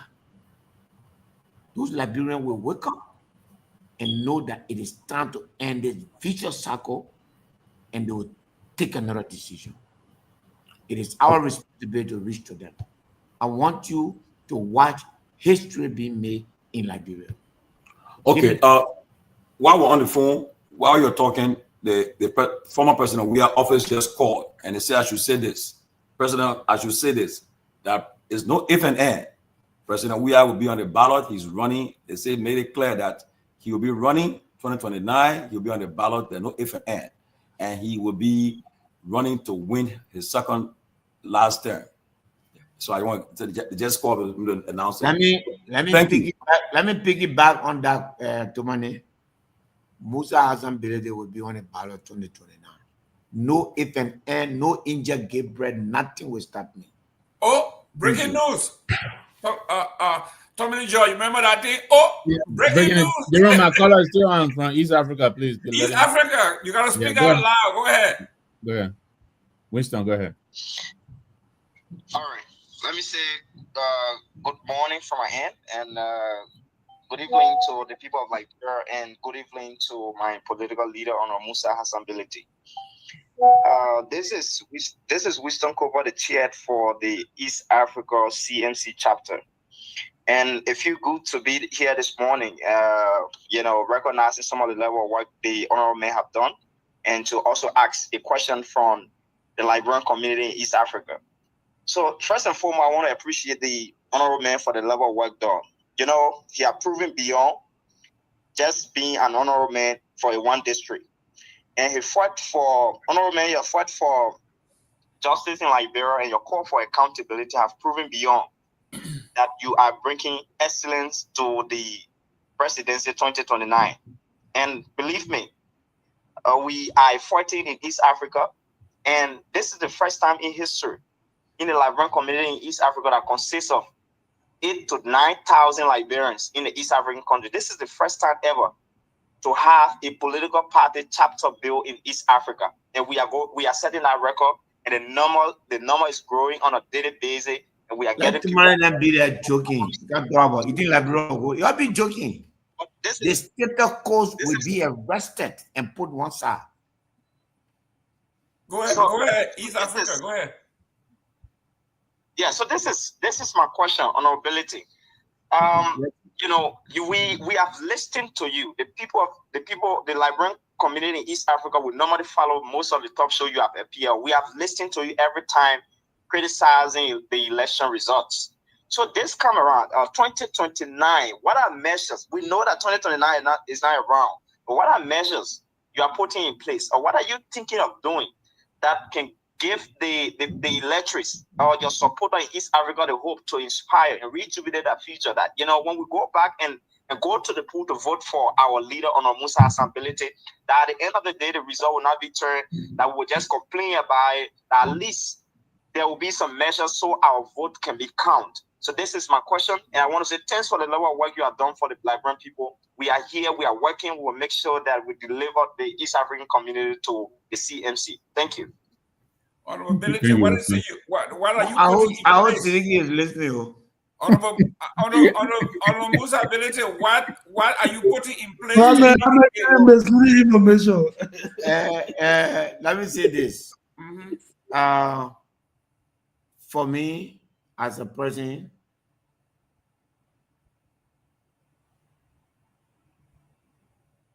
I was not on the presidential ballot, and I will be asking my party to put me on it. I'm a fighter. I want to show Liberian people that 2029, all the cheating that have been taking part in the country, it will not happen to me. We will put every measure in place to ensure that the votes are counted. We will plan way in advance. Anything they bring will have a counter for it. The Liberian people decision will not be diluted. I want you to know, but anyway, you'll be back by that time. So we all work this together. If there are, and the young man made a very simple point. He did not say all the students in East Africa are in the CMC. He just said they form their chapter. We're not aware of any other party chapter in the. If it is there, we'll be happy to hear it and hear their spokesperson or someone who's speaking for them. As political leader of CMC, I recognize him. He's legitimate. He's saying the truth, and the party is in contact with him. So any other information is contrary to the fact. So I want to inform the Liberian people that their vote this time around, there are two different votes. The diaspora vote will be counted as per the Constitution, and also the vote of the Liberian people. We will police our vote in a way that has never happened before. All these things that, all these gibberish that take place here, and people will have been taunted, it will not happen. I guarantee you, I will not complain 2029. That will have no reason to complain. Great. Honorable Ability, I know we got you for a few more minutes. Talking about chapters, we just had a successful event in Nova Scotia, and then we're having a big one that's coming up September 27 in Philadelphia, and I did being hosted by the Global Chair, USA, myself, and Mr. Gayman, where is the definition of successful? Where is the definition of successful? Can you let me? What's the problem? Why your problem with the statement you're making? National platform. Okay. Let me no party. Okay, Mr. George. Go ahead. Okay. Our program was very, very successful. Enough for you. We who had a program we say was successful. Why? But we the media. Our job is to critique. Okay, you asked me. Let me tell you. We asking for critique. Mr. George, when we make a plan and we execute our plan to the T, then it's successful. It is successful. Nothing stopped that. We are having an event September 27 in Philadelphia. Everything is in place. That we look forward to being very successful as well. Mr. Nambo will talk about that. I'm an administrator. I'm a planner. When I plan, and if it happens, and there's no obstacle, whatever obstacle there is in this one, we correct it in Plan B. That's how it goes on. We are building. The young man said it from East Africa. He said we form a chapter, and the number is growing every day exponentially. That's growth. That's what we are talking about. When you do that, you are successful. So, Honorable Pewee, no, let me go back to Seleke. Seleke, they want you. Did someone say you fall down inside today? You got any other follow-up question? I'm not taking anything down, man. That is the same question that just bring you up and down. That new question come. I've answered it.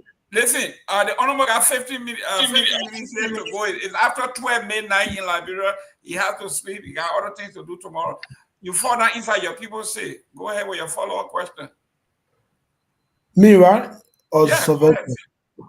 Okay. I hope I'll be protected this time around, Mr. Gayman. Yeah, but I think it was ask your question straight. Don't get no basis. Just ask the question. Yeah, but I mean, start complaining already. I think it was Go ahead. I think it was a great show. You know, and I want to say thanks to the chairman. You know, and for clarity, I never attacked Grace on the show. I just talked to Chairman Pelete, who is the political leader of CMC, to talk to his partisans, to stop attacking Mr. Cummins that he shared a special relationship with. And I'm glad that he admitted here that he would never insult Mr. Cummins. And also, thank you, Chairman, for your clarity in regards to the last election result, which was a fraudulent result. You know, but you ever said again, just to clarify what I was saying here about Grace. She just went on Facebook, did a whole post, and post some screenshot and all of that. I was participating in an election here in East Africa, specifically in Rwanda. And so the leadership here, the part I was running on, we did a letter soliciting support from all Liberians. I shared that letter with Pewee on the show. Mr. Gayman received that letter, and even Mr. Nagbe, the rest of the other people. So that letter now she took a screenshot of a post that I'm begging her in your inbox, at the same time lying on her name that she, you know, ANC people pay me and all that kind of stuff. So this just proved exactly what I was saying here. And for me, this is normal. Even Chairman Benedict on the show, the political leader of CMC, he will be participating in election in Liberia come 2029. He will be asking people for support, even though he's a millionaire. Seleke is not a millionaire. Everybody go into an electoral process and ask for support. So if you consider that you know Seleke is a big you know, and out of that he came in my inbox and begging me, and ANC people paying him to be insulting. No ANC people pay me, you know. In fact, when I was coming here to school, your political leader, Chairman Belete, you know, supported and contributed to my coming here. And since I came here, you know, whenever I need any support, I reach out to him. And he do whatever he can do. So ANC people not paying me, Kumi is not paying me, you know, but when we come, this is some of the intolerance we're talking about. And this is a, you know, person you call, I know, global chair or whatever it is. You know, but at the end of the day, oh my God. At the end of the day, you know. Listen, brother. Listen, please go ahead with your question, man. I think what you're doing is very is what you're doing is distasteful. Grace is not here, you know that. We've already gone through this. Just go ahead and state your question, please. You have another opportunity to face over Grace. What you're doing here is uncalled for. No, it cannot be uncalled for. No, but everything you're saying here, there is no way she can come here to defend what you're saying. Just go ahead with your follow-up question. Right now, right? Her husband called right now. A husband called on the show, and he never said that he should not make a comment that he made about me. Yeah, he challenged you, and you haven't produced what you say you have. No, but I just thought to bring this to the Mr. Nagbe, it will be fair enough if you get the young man the time to express. Give me the chance. Because yes, but it will be fair enough. If you took what you're doing is unfair. Listen, guys. Fair enough. I need to respond to that which Seleke is saying. Let you finish talking. Yeah. He just go ahead. Yeah. Allow me to end, Mr. Nagbe. Allow me to end. Do you have a question? No, it's just a comment. I don't have a question. Okay. But this is to validate that your people, Chairman Belete, they are intolerant. You know, they don't take any feedback. Grace is on record. Even Mr. Gayman and Tiola been making the comment here. Even Mr. Gayman, they all attack Mr. Cummins. Let's see one person thing you just clarify. This is Grace's key talking point. Oh, Cummins got 1%. The Liberian people rejected him. They don't even want to do nothing with Cummins. And you just made it clear that it was a fraudulent election. So thank you. You know, it was great having you here. And I wish you all the best. on your endeavor with the CMC. Thank you. Great. So the again, Seleke, and this is a new path for you. I don't care how you look at it. You got a long way to go as a young man, and I'm sure you will endure the path and reach to your destiny. But what I can say to you is that at the end of the day, your statement that Gray insults Mr. Cummings has not been proven. Mr. Cummings is not the ANC. You said that Mr. Cummings is, Grace insults Mr. Cummings and I should stop her. And I said, I want to approve, which is important. Secondly, if Grace said, the CPP got 1%, she may be robbing, and my position is clear, my position on that. She may be robbing or salt in the wounds of the CPP, but it is not a lie. It is a matter of fact and record. And when someone says that, when someone says what is the fact, that I don't consider that to be an insult. The third thing is, whatever that transpired between you and Grace, personally, I have nothing to do with that. Absolutely nothing. And I also ask you that whatever that happened between you and myself personally, what I do for you, it's not for the public. And therefore, let me explain to you, there are several reasons. There are more than almost 30 students in that country that you are in. Every day we get a call from them. It's not every one of them that we do it for them. So the few that we do it for, we rather them keep it quiet because it makes us to appear discriminatory of not sharing whatever we have with the other people. So whenever there is something between you and I, leave it. But at the end of the day, there's no proof. And I repeat, officials of ANC have called my people. Gayman here is an example of that. And says stuff about me, saying that they have stuff on me, and if Gayman continues what he's doing, they will insult me. I didn't say anything. I said nothing. Because I don't believe in that long distance shot. And I don't want anyone to make me and Mr. Comey children. The point you made tonight, even if it was true, for the sake of the fact that we are not the object of each other. Unity Party is our collective object. Whether we like it or not, CDC is not. Why should CDC be my object? Joe, we are my friend. He has run twice. I supported him. Okay? 2 times I supported him. If I run enough crime against Joe, if he become president, so be it. If I become president, so be it. We'll feel the same way. The last government you have, I will not in it. If he become president again, I will not be in it. If I become president, he will not be in my government, but we'll live freely. But I'm running. Nothing will stop me from running. It is everybody right to run. But Chairman, sorry, Chairman. People will say at least when you were president, you were allowed for your business, you were allowed to try. You did well when you were president. No question about that. I mean, I fared 10 times better. Yeah. On the job we are there. I am on the Sylvester. My policy in life is that the truth does not hurt. You understand? Stuff happened during job we are time.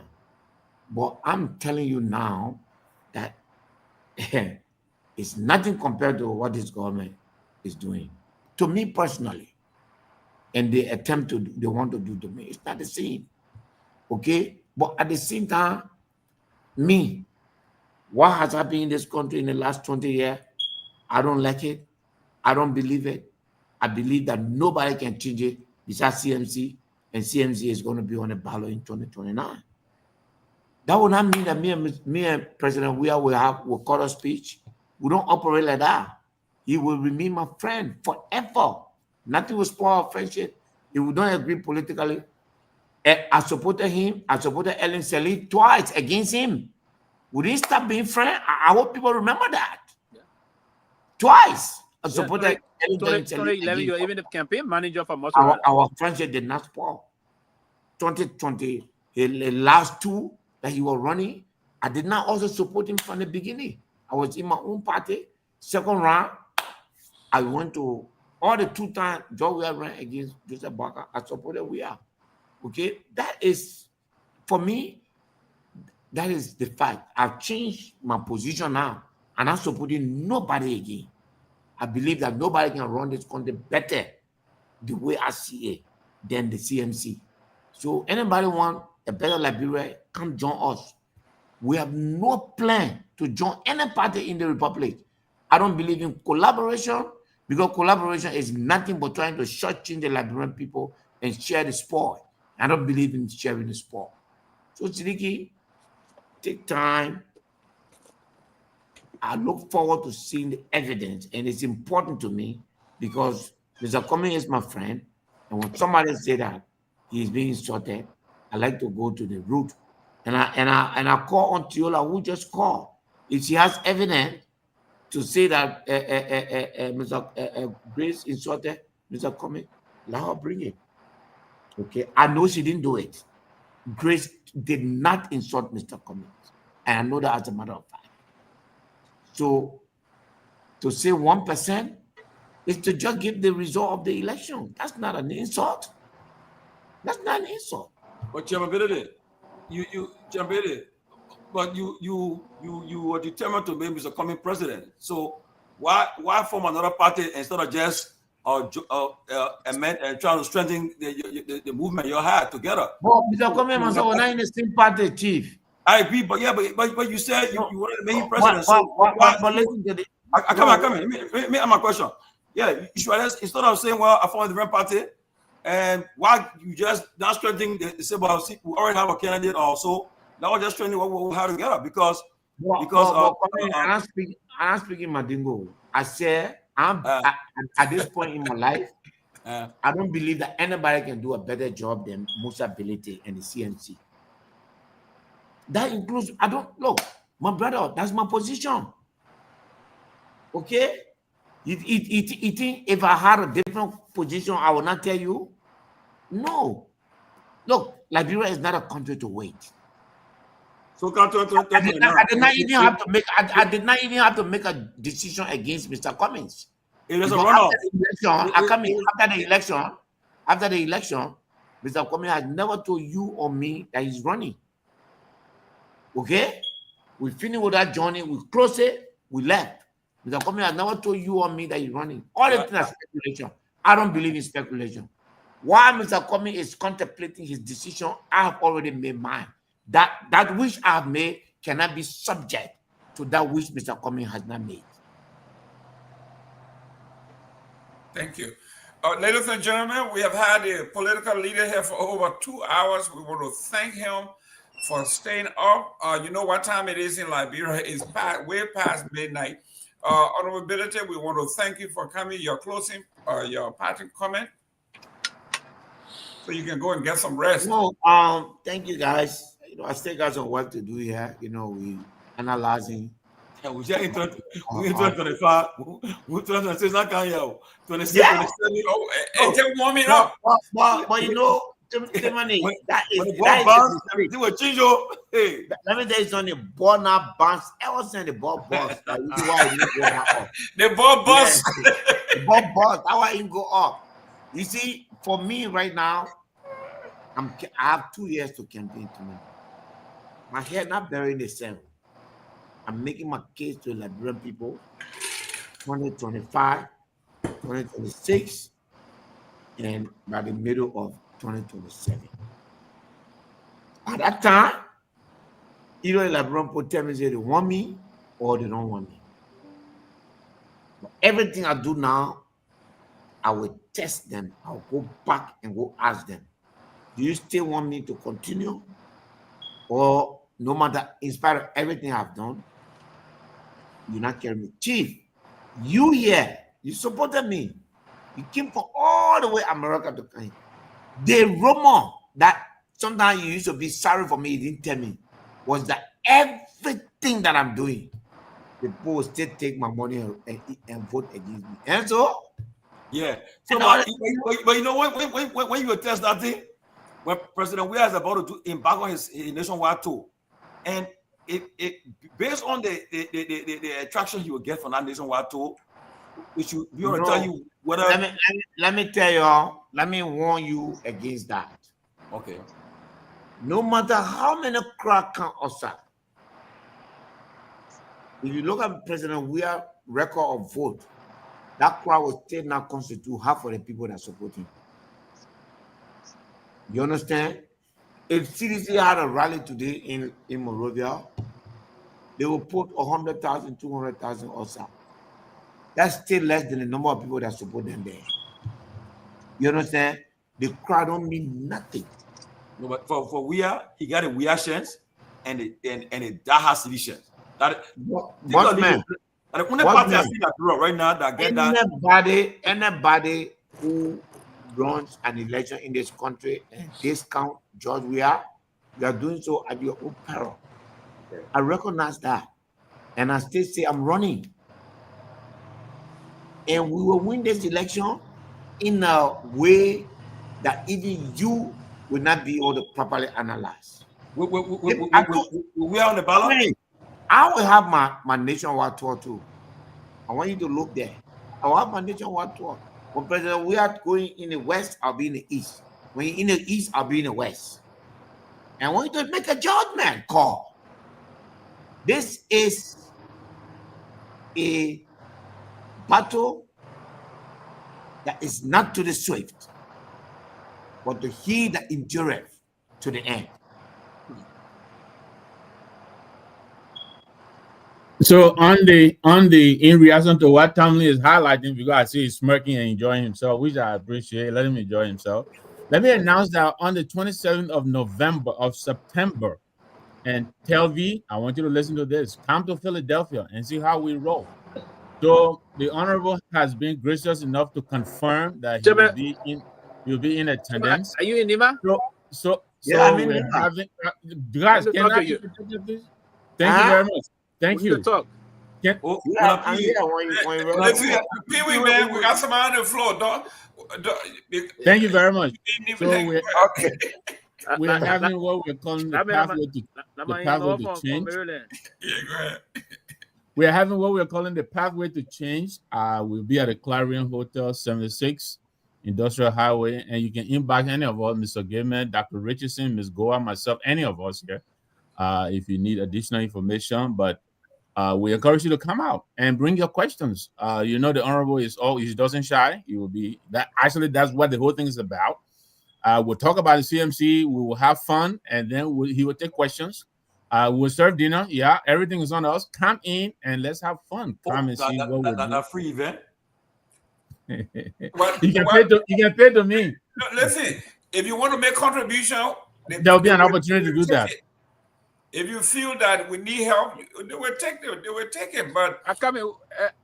Don't mark him. He's supporting CMC. Just pretending. Oh yeah. He on the cover. Look, you see, he wore his dark shades today. You don't want people reading his eyes. We see he wearing that. He can't help you. You part of the party. I don't know why you just talking about that. Yeah, man. Well, Chief, thank you very much for coming. Look at the light encyclopedia. Jesus. Yeah. The light encyclopedia better than the one in Pewee. Look at Pewee. Look at your backdrop. Your backdrop is dark. Look at encyclopedia. Really nice patio. Yeah, your patio dark. Look at encyclopedia. They play the man sit down and read that letter from encyclopedia. Look at that. It looks I'm good. sitting on a 2025 patio, not 1900 patio. You see, and when you can see the signal, Chief, thank you very much for coming, and we look forward to see you more often, and hopefully, yeah. On the 27th, your next month, we'll all be in Philly and interacting with you. Okay. Thank you, guys. Good night. God bless. Good night. Chairman, for the record, we get. Oh, you can go. Go ahead. You're listening. No, I wanted to tell you, for the record, we get ANC Rwanda since 2023 election. So that thing was saying, oh, only East Africa or CMC get East Africa chapter. No. This is my first time hearing it. This is my why can't my first time hearing that.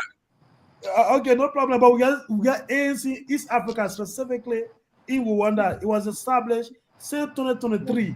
So not you been on their platform for months. The first time you sent it, somebody just reminded you. No, who sent it to me, Mr. Gayman? Chief, the chairman was here. What do you think about his appearance, his utterances, the comments he made? What do you think? You know, I will answer you. I think I told somebody today. I think Pewee were having discussion today. Pewee and Peabody were having discussion. And I'll tell you this. Donald Trump, his elections should teach people a lesson. He's the only president I've seen in modern history that have press conference almost every day. Donald Trump talks to the press almost every day. And that has helped him a lot because every time, look, you meet some hostile journalists, but guess what? If they give it to him, they'll give it them back. So now he tell them, say, you nasty. Look like he's asking a question, you nasty. He kind of person he'll be compatible with them. But the ability for the fact that he appears on any platform and then anytime he's called upon is a good thing. And if he wasn't making noise, you won't be getting all the they won't be bringing all the video coming on here now, all the stuff coming up. Whenever you're making noise, what can happen? You saw when Cummings 2023, Cummings was making a story in the counties. One little book, the next thing they put on him, they put some bogus case on him because you're making a lot of moves. People were making a lot of moves, and so as a result of that, he got a problem. So Musa is in the news every day. Musa is in one area every day. He's going on a platform. He's going everywhere. That's good for our politics. And I pray that other candidates will do the same thing to start engaging the press, going like tomorrow. Hopefully, I should be interviewing the Liberia Party political leader tomorrow in Pennsylvania. Hopefully, I know people will join me. Hopefully, you'll join me. And the former CPB vice chair, vice Senate Barrow too. And a lot of big folks in Pennsylvania for our Basel convention. So we'll be having some hope we'll engage them while we're there tomorrow and so forth. So it's a good thing. He came here today and he engaged just as Seleke became a tough guy and politics. So Seleke should be protected. Let him flow. But the mistake he made too, you come with allegation and you get no evidence. You see? Mr. George, that had you wearing trending. Mr. Gayman said, right? Mr. Gayman said, you knew the CMC leader will come here. You have any kind of allegation, you have brought your evidence. Don't just come and say it. And see, but that's how you do it. But you come. The only right you slip a little bit. So you give him the allegation. Go and remove it. Yeah, so his dad will remove it. Yeah, you see, allegation against and the Musa said that's the highest official for his party in the USA. And if you attacking her in a public or national platform, definitely you saw Hosman had to call in to counter you. And then you have been on the show for more than 2 hours and you have not brought nothing to substantiate your claim. So that's what happened. So you see, well, it was a good show. I enjoyed the show. I pray that other candidates will come forward. We'll try to bring them out. Then they come forward. I repeat, because we've run this platform now, we can't be for no party right now. We'll be in the middle. And I think that the ambassador, people announced today, right, that the president, the government will be represented at the funeral of Ambassador Grizzly tomorrow by the justice minister, I think. You know, people is informed. The man who new look now changed. Now they informed. The man, people are looking different now. Your glasses now, everything now changed. Whole form. Yeah. People, man. We got it. Thank you so much, Gayman. Thank you, man. You are brought some great guests this week. Mr. Gayman, thank you. Yeah. And hopefully we'll have the CDC youth vice chairman for youth will be appearing on next week. So I can watch it. Yeah, next week we'll also have the Friday and Trawali will be on the show next week. The CDC youth vice chairman for political affairs, Eddie Trawali, will be here next week to come and fire up the place. So let's see what happens next week. Okay, next week also we're gonna have the acting chair of the PAP, Mr. Ahmed Sharif will be here. Next week, he will be here to talk about a new political party from St. Joseph, PAP. The chairman will be here, Mr. Ahmed Sharif. Mr. Seleke, it's kind of late in your time. I got a quick call, Jerome. Yes. Go ahead. Introduce yourself. Panelists, my name is Roland Dia, a strong supporter of CMC. I just want to say, I know our political leader just left the show, but Mr. Dominic Josh, let me tell you, 2029 won't be 2023, 2029 won't be 2017, and 2029 won't be 205. Our political leader and our political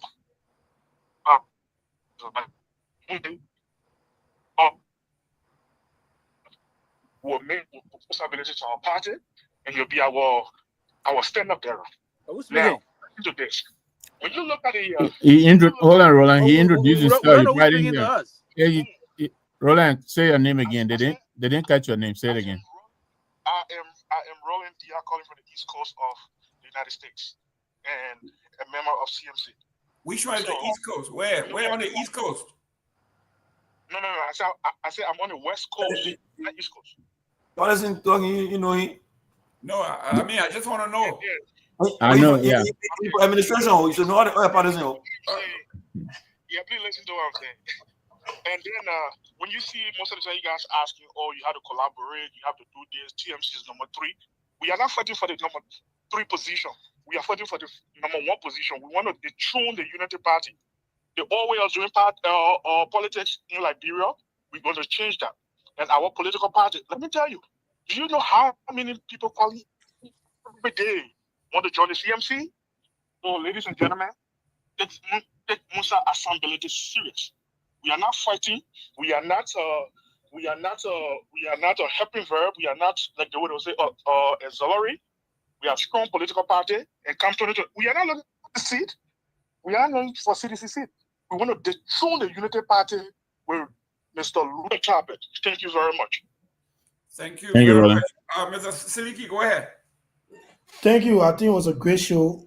You know, even though Mr. Gayman was very unfair to me, but it's fine. You know, I respect the political leader of the CMC. He's doing some great engagement in Liberia, and I wish him all the best. You know, but the CMC supporters, especially in the US, they got to get thick skin. You know, whenever people talk about, you know, CMC and Musa ability, you know, they want to come after you and all of that. It's not really necessary. But yeah, we here, and you know, again, I would like to reiterate the ANC. We've been having a chapter year in Rwanda since during the 2023 presidential election. And if you check on our WhatsApp, you know, the WhatsApp chat we have is both comments and challenge. So that is to tell you that is not a today group that we established since during the 2023 presidential election. So we are good, and hopefully in October we're going to be having 2 great conventions, one in the US, specifically in Atlanta, and in Liberia. Early October we'll be having a Liberia convention in Margibi, Kakata City. And are you coming for the Atlanta convention? I wish I could go there, but I'm in school. Oh, okay. Yeah, I'm in school. Yeah, you know, and also right after that convention, we'll start active engagement, opening up massive membership, you know, form drive where in Liberians from all walks of life to sign in membership and all of that to, you know, to keep engaging. So everything the CMC is doing right now, we've done even past 100 times. You want Mr. Nagbe to pull a cigar out. And so, and also we have our website and our email and everything. Our membership. Let's keep it you going. go on the website, you Listen, Anthony Gay, man. Anthony, get a man chance to close. Why you talking over the man? I'm not talking You know, about when the you man. I'm get, buttressing the man. when you get the kind of result we got in the last election, there are a lot of things you need to do before you come on the spotlight. What was your result in the last election? We're not going to disclose that. Fortunately, we got 1%. Fortunately, we got 1%. So we needed to do some postmortem, you know, to know what are the reasons, you know, the different missteps that, you know, some of the decisions that we took that was not correct, you know, all of that. We already get our postmortem result. We're not going to publish it. We'll work on it in the back, and will come out strong. And ANC will work with all Liberians for Is all it walks true of that, life. is it true that And Mr. will Comey change retired from? Liberia. Is You it true said? that Mr. Comey? Is it true that Mr. Comey retired from politics? No. Absolutely Mr. not. Cummings is not giving up because the one a lot of Liberians want, especially the political class, they want him to retire so they can continue to steal and loot the country. Why is he inactive? He's not inactive. I just told you when you got the kind of result we got in the last election, you have to do so many things. You have making to, the man guess. The man not guess. you have to. Okay. Yeah. Got you. You have to. You have to. Who close it? You ask me a question. You want me to close? Last caller. Yeah, you got 1 second, caller. 1 second. Absolutely, the return on ABC. Hi, this is Tony here, calling from Texas. Hello. Yes. Hey, Kelby. Hey. What's up? How you doing, business? At the ANC people. Yeah. Then they said this is a CMC platform. Go ahead. No, she has no political party at this point. Tell me, Let me talk quickly. No, I didn't want to call, but I had to call. I was trying not to even write. But I wanted to say this, and nothing against Musa. I've known Musa all my life, and so I know his heart of service. I know he's a fighter, he's a doer, and if given an opportunity, he will lead very well. But the concern there in what I wrote is some of the people around. When I see some of the pictures, the picture can say, I just laugh. Because, and I actually mean that some of the people that he got in key roles, because the people that you have in key roles didn't want to drive your mission, your vision, and everything, and can bring growth to you. Are you talking about Mr. Gayman? Hit you, go ahead. Hey, so can you name 3 persons at least? Now we're going. Kelby, I was just waiting for you. I was gonna bring a hammer down and leave my man Jerome alone. Can you just name 3 or 4 persons you think? Yes, yeah, go ahead. Go ahead. They cannot win they cannot increase his following or followers. They cannot even give him 1% additional votes that would make a difference. Most of them, and I can name 3 of them, they lack people skills. They lack the opportunity to even grow their own little groups and organizations, let alone a global organization. And who are those? Let me finish. Okay. I would say there's Musa and Shah Joseph. They're the new ATM machine. That's what I call them. It's the new the new cash out. The new cash out. Catching out right now. Yeah, they're cashing out. That's all it is. It's free money. It's free travel. Everything paid for. They're just cashing out. That's all I can say. Mr. Gayman, 1 second, please. 1 second, Mr. Gayman. 1 second. Yeah, and I also hear you, Mr. Gayman, one of the caller who call, I don't know from which part of the state, putting CMC at a 3rd position. That is a no, you didn't say that. No, you didn't say that. My man is like, I'm coming. Hold on. the best minister. I'm coming. Let me conclude, please. I beg you, Chief. You know, he's trying to put CMC at a 3rd position. It's a not guess because have to do. 2 weeks ago, one of your members from the diaspora, they reported that currently now CMC has 3,500 members. Who the members? So 3,000, the entire country, they get 3,500 membership. How can 3,500 membership put you in a 3rd position in Liberia? Okay. It's not even 0.00%. Listen. Right. Let us worry about that.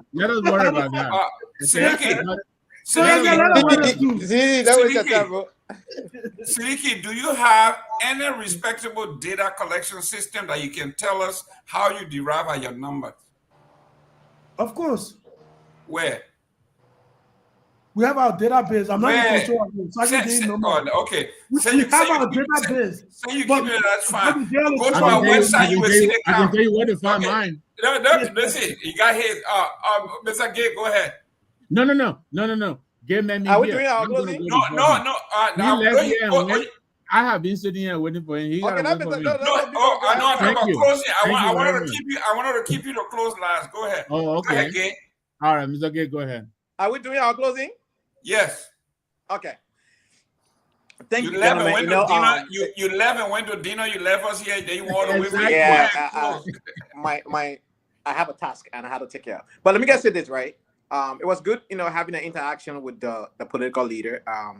But something, most Liberians forgetting to know, he's not a private citizen. He's currently an elected official. And the reason why I asked that question about that legislative project money, part of his cardinal function is to make law, represent his people and do oversight. Who's gonna do the oversight for them? Those lawmakers that's supposed to provide oversight of how money is spent. They themselves taking the money to spend the money, and then who's gonna, do the oversight? This is a complete corruptible act that they themselves have come together to design so they can accept this. Where is a change? If we want change in Liberia, that is not change. The change is to do things in a way that the people will benefit and you can be held accountable. The next time if he come here, we'll have to ask him which committee he's serving on and which one of the committees he's chairing, so we can better direct our question towards those aspects. Because like I said earlier, yes, all of these things he's doing in Nima County, in his district, they are now required of a lawmaker. These are just personal humanitarian gesture. Liberian did not, or his district did not elect an humanitarian. They elected a lawmaker. So in as much as we commend his humanitarian gesture to the people, we will also hold him accountable for his legislative accomplishment and his legislative functions. And these are the reasons why when he come here, I don't delve too much into his, gestures, because that's his own evolution. That's his own will, right? It's based on his own discretion, how he see fit to help his people. But that is not part of his job duty. And so whenever he comes here, I will hold him up to that. He promised us that he have already passed a law.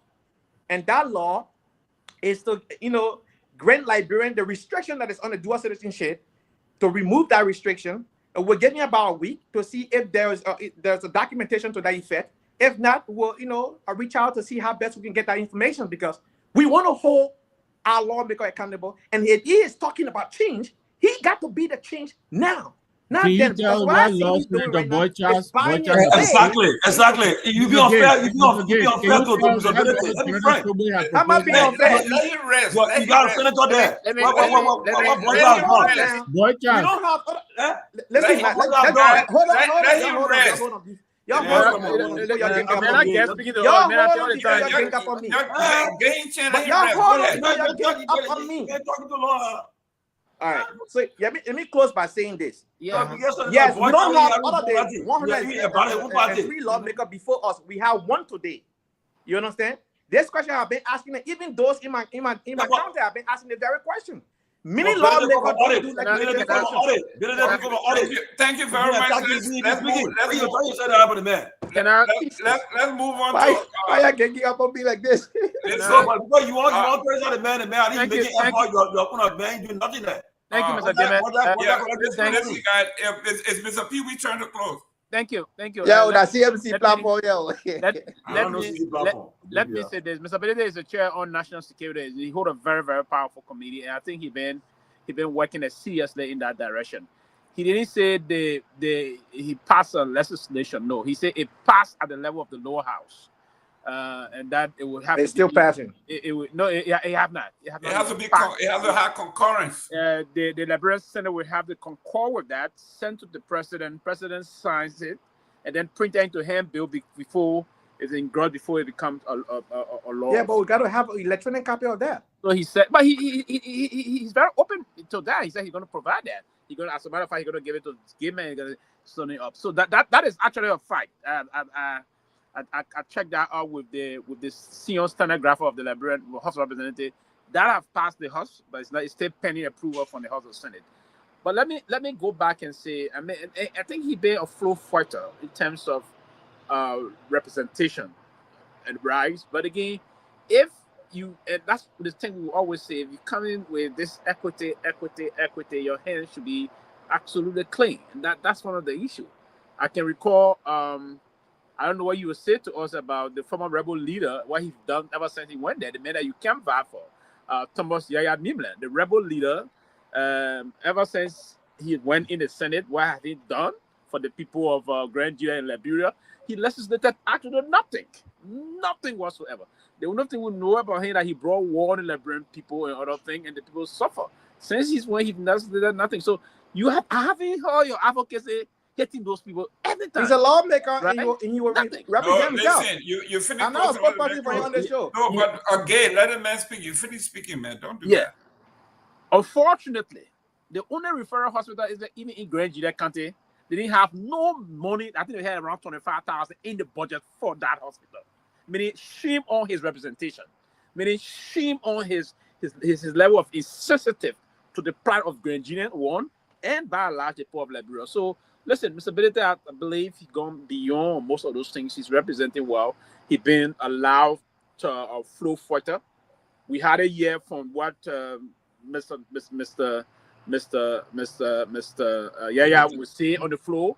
We've never heard those things. The only thing I believe Mr. Yaya didn't push at the time was to just say, oh, Chile was in power, we needed to carry war. Ever since now he's in a position to advocate for the people. They are legislating appropriate laws. We've never heard one thing from him. And you cannot come now to say you're going to criticize other people when you cannot even criticize the man you can vote for, the man you play a major role to campaign for. That's a slap in the face. And I think that alone would dilute any attempt for you to come and seek to want to probe other people for more other how to call it accountability in terms of representation. So that's the case. But quickly, I will move to this line to say here that I believe Mr. Bility intend and the CMC, and that's what I still stand here today and standing on this floor, believe that there is a need for a progressive tail wave, and I stay subscribed to that thought process, and I think Liberia can move aggressively in that direction in terms of doing those things that are very something we want to see unfold. I would be in the great city of Berlin. I hope to lock on with Mr. Gay, the incoming senator. I don't know how the Virginia will. Now when you can't vote for Yaya Nimle, he's fearing the people. I don't know if they will want to take you while your boss man, your mentor in political. It's massive. You wanted to have that discussion? You free your because time, he won the largest vote, 18,000 votes. Never in the history of Grand Guinea County, 18,000 votes. Yeah, so we would be there in the city of Berlin to interact. We look forward to hearing from the president pro tempore of the Liberian Senate, and I'm also let me say my former boss and the current senator of Grand Bassa County, one of the senators, Ben Sanvee Milton Finney is also in town.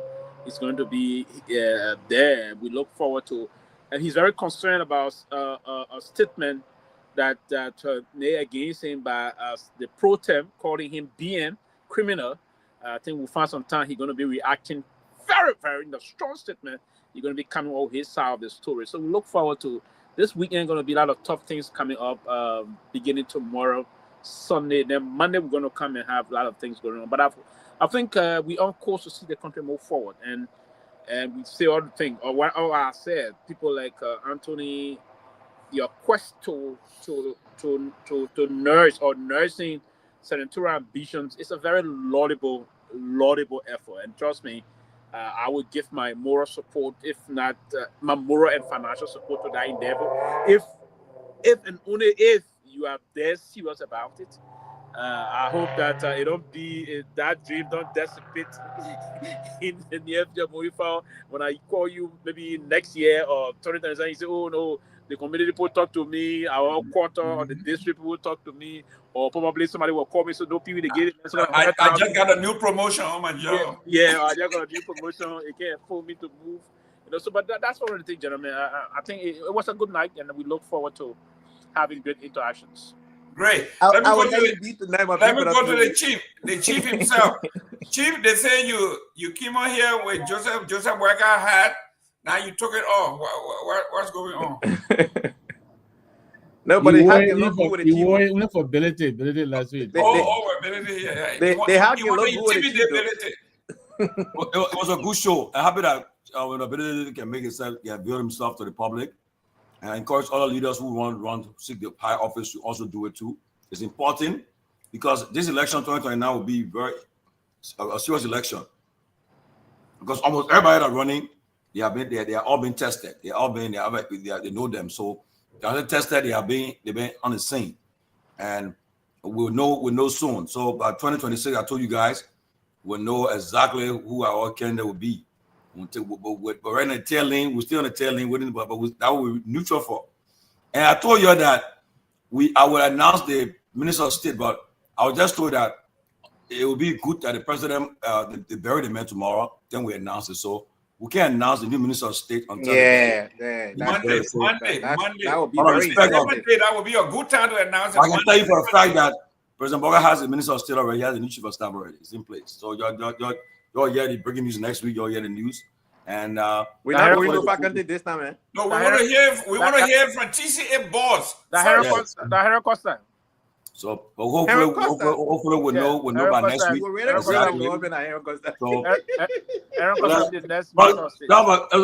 Today's the last weekend for summer, right? Liberty weekend. After that, we're going to fall. So that's correct. No. We're still going to be. Listen, we're still going to be in summer.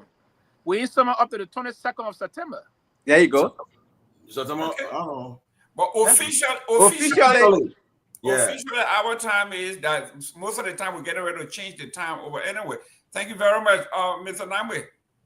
Thank you very much, guys. A great show. Look, let me just say that quickly.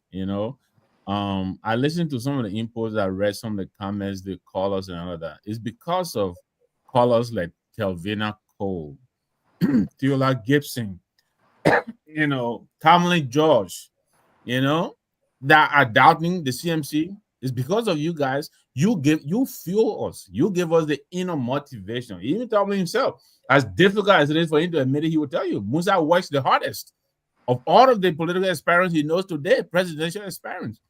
And it is not by accident. We have the formula. We see a pathway, and we'll continue to work. We're not taking anything for granted. We know the odds are stacked against us. We get it. We don't need anybody to tell us.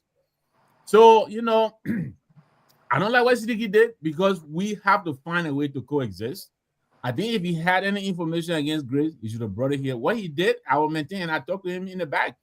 It was disgraceful, and that's not the way. I don't believe that's how we are in the opposition community. If you believe Grace has said something, just like everybody said, bring it. If you don't have it, don't do it. Oh, yeah. Because it makes you look bad, and we will collaborate at some point in time. So Musa has a formula. We continue to talk about it. Nobody's listening, but it is okay. We go to Canada and come back and we say we're successful. Tomalin is asking us to define success. We don't mind. We will define success by our own standard. But we believe we had a successful trip in Canada. I was on that trip. We have another cameo in Philadelphia. Join us September 27th. Come and see for yourself. And you come back here on the 28th and let's talk about it. It's going to be a one-day program.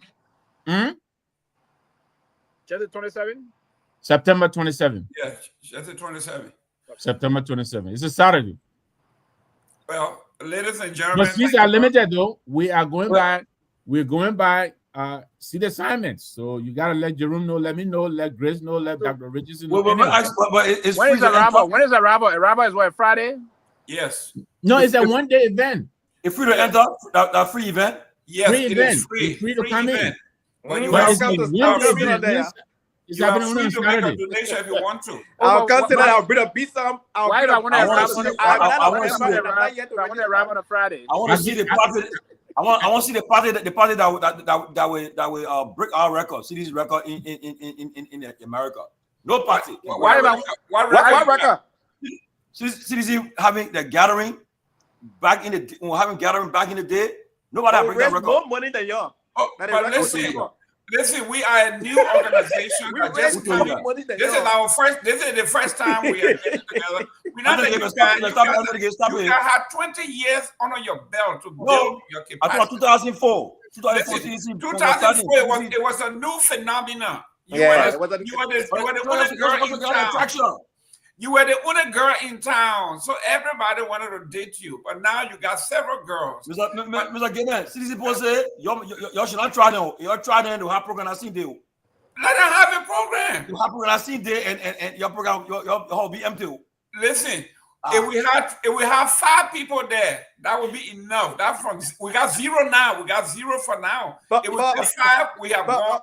But Mr. Pewee, I was surprised that when you came in defense with the CMC, why you try to test the water? You try to find where you can fit right now?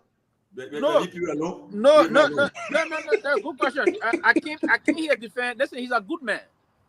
I know he's a good man, and I asked very good questions. No, come here. Everything that I spoke of about him or that concerns him is basically in terms of the representation, and that's what I spoke of. And trust me, there are a lot of different thought processes, if you will, in terms of the way to engage 2029 or whatsoever. In terms of, but individually, we're not talking about first and foremost the institution. That lot more to do about institution, in particular the institution. Lot more. Master got my own concern, and I did communicate that to him. Right? There are ways we have to find out to engage it. Liberia Party is not about and a political party, right? Political party. For instance, you saw what the young man when he said the issue about the information thing. We all came out. We were very honest to say, hey, no, the fact you don't have evidence, you didn't speak to those things. But politically, again, if you are playing a major role in a political party, you are a twin mother. You have to exercise some level of restraint, and you have to be open-minded, right? And so most of what the CMC will have to do, Mr. Nagbe here is there, Mr. Gayman, all these are veteran Liberian politicians, they've been into the party for some time. You have to be a little bit, you exercise a lot of restraint and patience if you want to move in terms of your resource mobilization, in terms of how you want to bring people on board, right? Your ability to be tolerant to issues, your ability to understand and balance and strike balance and move on. So I have some of my own personal differences in terms of how the party can be balanced and how the structures can move on. The structural process, there's a structural mechanism we ought to close up. But looking at the individual himself, I got absolutely no problem with him.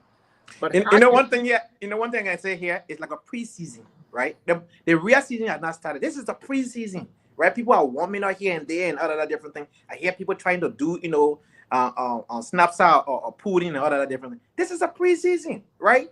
And that's the reason why you see we're not making noise, because we are just doing what we got to do behind the scene. Well, I mean, right? nobody will kind of say we have 1, we have 2, we have 3. Now, what I know about the Liberian politics for now, the Liberian politics can be very deceptive. We all know that. Terribly, careful, very, very careful. Now, in terms of the political, the rankings in the country, I would say for now, if you are to go to elections today, it stays CDC, the party. In terms of the way the structure is going to go. Sure. Now, and one of the reasons, and I was here today, one of the reasons I believe if Mr. Cummings will have to engage, Mr. Cummings can be a very wonderful candidate. He can be a very good leader. The thing I believe Mr. Cummings is lacking is Mr. Cummings does not have the requisite foot soldiers deployed to send the message. Now, those messengers will have to be strategic messenger, and there's a few things that scare Liberian people away from Mr. Cummings. And I believe those things allow his handlers and surrogates allow those things to sink in the Liberian people. And the fact that those things sunk into them, they carry away, right? So number one, there are some petty issues that they took. If I were part of the issue of working with Mr. Cummings, I would get myself deployed in the 15th political subdivision of the country, engage with the young people. There's this perception. Mr. Cummings is very clean, as Mr. Benedict said. He's clean. He had no government record before. There's no stain on him politically in terms of corruption. He's a self-made man. But why I said that this man is self-made, he's not like. It is because of perception. And the perception now is going more deeper into the Liberian people. How do you change that? You need a narrative that today, quickly, I would advise that if I were part of Mr. Cummings' camp or to do things, Mr. Cummings should be very engaged and not engaged, but change most of the perception. Going Banga to the Hatay, the Malay Hatay shop, one of the very popular Hatay shop in Bonkande. Sit with the young people there and say, hey, before your sorry girl will go ahead. Say, no, the thing your guy about Papa, that Papa not gay, you're not supposed gay. But you know the world will live into everybody got their own perception. He doesn't. Or the Papa can do more. Then you're playing on trip. He's coming come to that thing attention, interview the young boy. He talk to them to hear him. The narrative, the aspect, everything gonna start to change in no time. But if you don't do that, you're like to go the perception. Then you have few handlers that will come on social media and all areas and talk to the people. It will help the political leader. So if you have to match the money now, money will carry you, but it stop you somewhere. You have to have the human relation. The relatability is very important in politics, and that way I think Mr. Comey lack is they can improve on that. Trust me. Let me just say this. Somebody what you say? I want to say. Give 1 minute. Go ahead, Nagbe. Thank you. Let me just say to Sylvester's point, right? And I advise the CPP from a distance. I agree, but I was the national policy advisor. What Sylvester is saying is one of my observations, and several people. There was a lot of superficial politicking in the CPP. There seemed to be a lack of strategy on how to engage. Mr. Comey is a nice guy, but he's very impressionable. He is a Western style kind of politician. And the kind of politics that works in Liberia is what Pewee is describing. You got to engage the people. Does Mr. Comey look to you like you can wake you at 10 o'clock and say, let's go have a beer? Does he look like that to you? The people around him have to make him that kind of guy. Yes. I didn't see that happening. Hey, if I engage Comey campaign issue, I get Comey. I would take Comey blue quarter. You spoke and listen. Let me say something to you. No, Mr. Gayman, Mr. Gayman, please. Mr. Gayman, please. You've been talking. Listen to the moderator. Go ahead. You got 1 minute. Go ahead. All right, good. Just give me 1 minute, please. So here's what I want to say, Pewee. Today, September 28th. This same day today, mark this 29. Today, 29, okay. This same day, mark it. Next year, 2026, September 29. If what you describe today, and if the same perception you have today, by 2029, this same day, you will not have that perception of Mr. Cummings again. Okay, that's all I can tell you about. Excellent. Now let me say something to you. In politics, 1 minute. Listen, if you allow your opposition to define you, Bill Clinton said it's like putting your feet in cement. When the drive is almost impossible to get out. I am a young man who parents. Listen to me. Listen. I am a young man who parent toted the elites in Hammer. Yes. From town to town. When I saw coming in a Hammer on people's shoulder, it gives me a flashback. Can you erase that flashback from my mind? Who were advising him? No, but Mr. Gayman, I'm asking you. This is what we are talking about, advisor, right? This is what I'm talking. When you talk about advisor, right? You have to have the scope of the culture. You got somebody on the line from ASU. If you go into the place, listen to the caller. Say, guy, caller. There's somebody from ASU on the line. Go ahead, caller. I know who that is.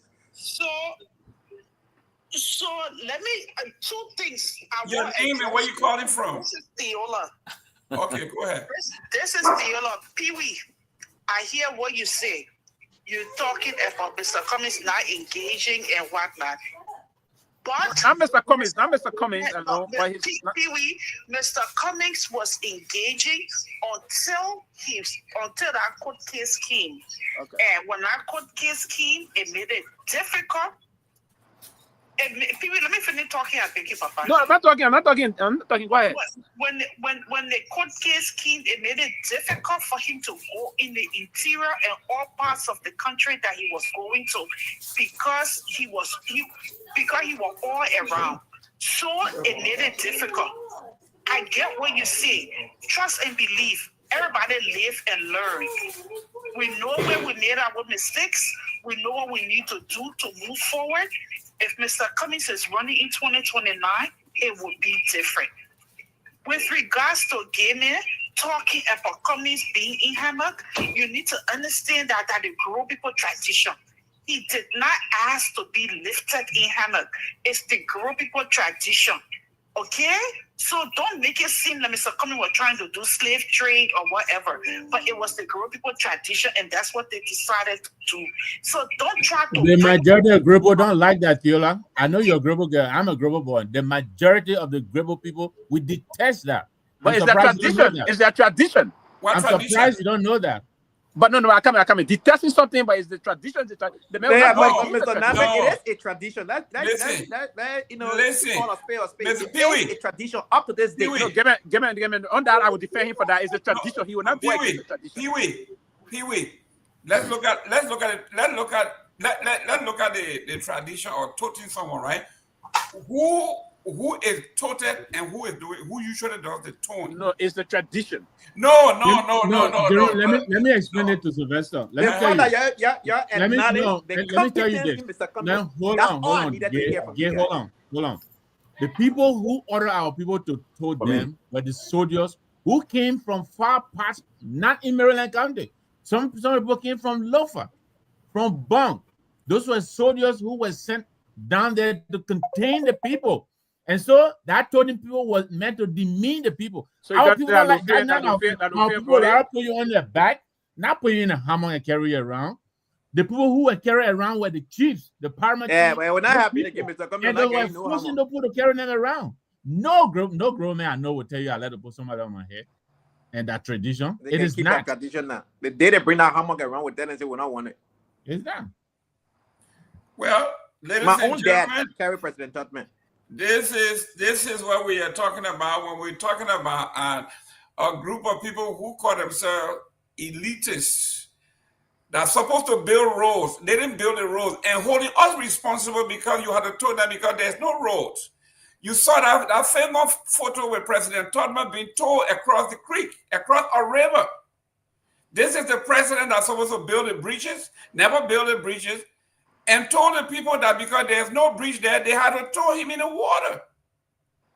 This is what we are talking about. You allow someone to define you, and that photograph will be used for the rest of his life, political life. How do you erase that image? You think people who are around say, you know what? This may be acceptable in this part of the country, but it may not be acceptable all over the country. If Pewee were there, he was there, guys. What would those things look like beyond this? Because like we just saw this woman being tied. Nobody saw that somebody was taking picture, and they would say that's our culture. No, it's not a culture in Liberia.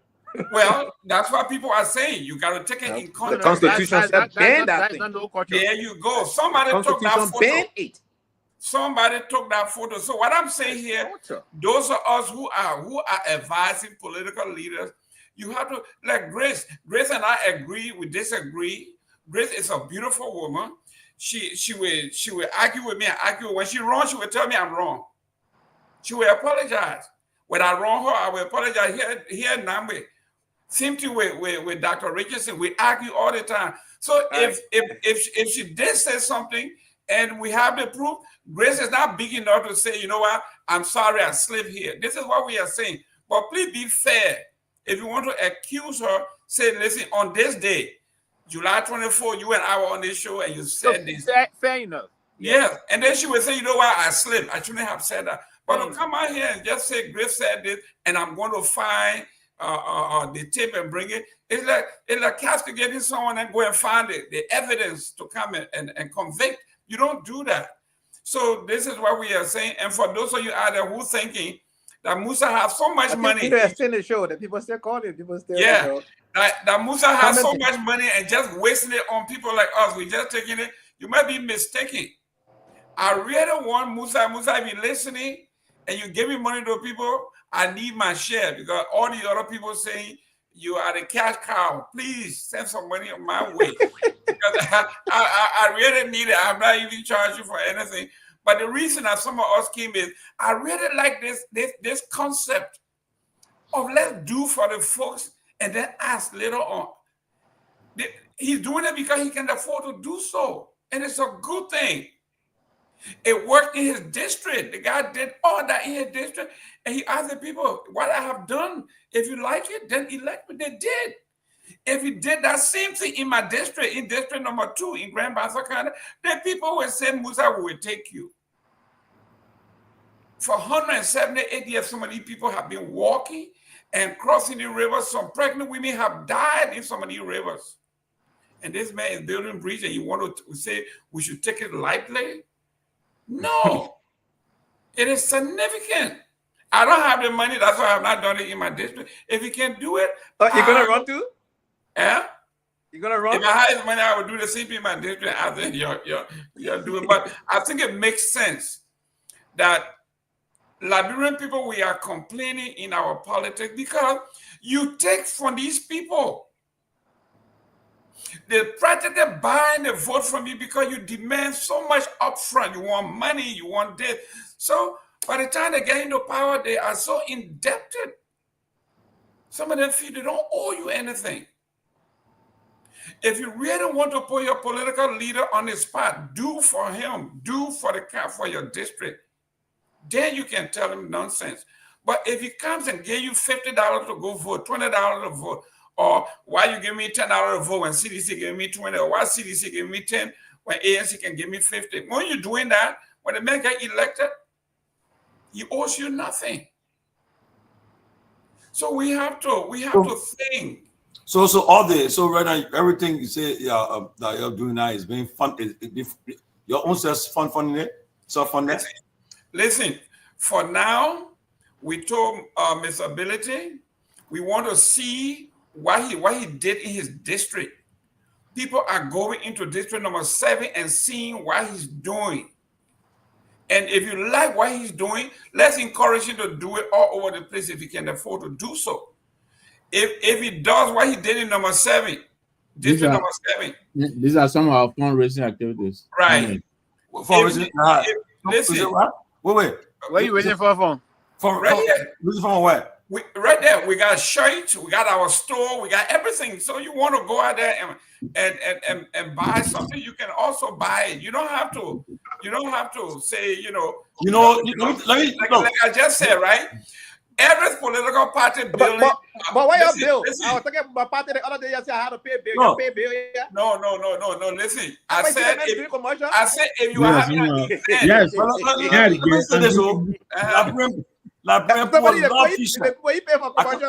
love t-shirt. You get 5,000 t-shirts you carry now, the people will show up to the airport. You build on the old to go to the new. You do what the people did before as you go to the new. But number 2, right? You see, look, I'll come out to CDC again. We used to take our own money. I'll live in Rhode Island. From state to state, we fly, pay our own hotel bill. So we live in the cost. But I don't know. I'll ask you a question. All the trade you're making, you're doing right now in America, you're self-funding it or the party doing it? Whatever we are doing, listen, there are some that were paid for by the executive, and most of the rest is self-sponsored. So you can't say we got 75 people show up in Minnesota and we pay all the way or sponsor them. No, but we make sure that when you come, there will be meal, there will be something to eat. Just like I attended. I think I thought we're on Spoon. We attended this ANC. ANC in North Carolina. Not they say. Pewee, people raised cash more than $200,000 in cash. They raised that day, that night. They had some guys who will say, I get 20,000. You're matching. I mean, raise the money. Raise the money. I want to say, CDC, what we did. Listen, I want to tell you, CDC. One second. I don't mean to be flip, but let me ask you, what is the result of all that fundraising? The ANC fundraising, the CDC fundraising? No. Yes. CDC being around since 2005. Mr. Nagbe, CDC fundraiser, you saw the result of what we did in Liberia at the time, 2005. Election one for and you lost. Oh, come on, election is controversy. 2005 we beat one election. I would say again. When you one election. When CDC president, when Joe had president in 2006. No, but the 2009 election. Okay. Was Joe we had president in 2012? 2012, that one. Y'all know I can't raise more money. Okay, so listen, we're not taking anything away from CDC. We come you guys are the gold standard when it comes to grassroots. Mr. Gay, with all that money, the CPP struggle to pay poll watchers. Those who know the CDC. But you know the group. No, hold on. You know the group of the people but that drag the CPP. If you were part of the CPP, you know the people that drag the CPP. Mr. Nagbe, you know, you must senior in politics when it comes to, and you must senior in life. All right, in every aspect. Let's be fair here to the people that are listening to us and are watching us. We worry the problem in the CPP. You know, we worry the problem in the CPP. Mr. Gayman, you get free food, you get dinner, the poor guy they would come. Listen, we're all higher. People don't have clothes to wear. You get a t-shirt. Tomalin George. Yeah, we are saying CDC is the gold standard for grassroots operation. Nobody can take that away from you. Nobody can match that record right now. No, listen.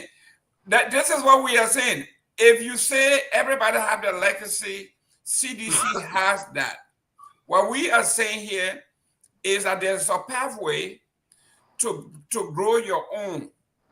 Like the Honorable Musa Bello just said, he just gave you the numbers. Between those that were in the 10th grade and those who are in the 6th grade now, between those two groups from now to 2029, 4 years from now, you will have a whole group, close to 1 million new people who do not belong or will not belong to any other political party. So those are the folks that we are going for. So the strategy is very clear. Let be mindful now. Don't forget now. Right now, CMC is the one that dominated. They are out there, right? But let's see what they can say.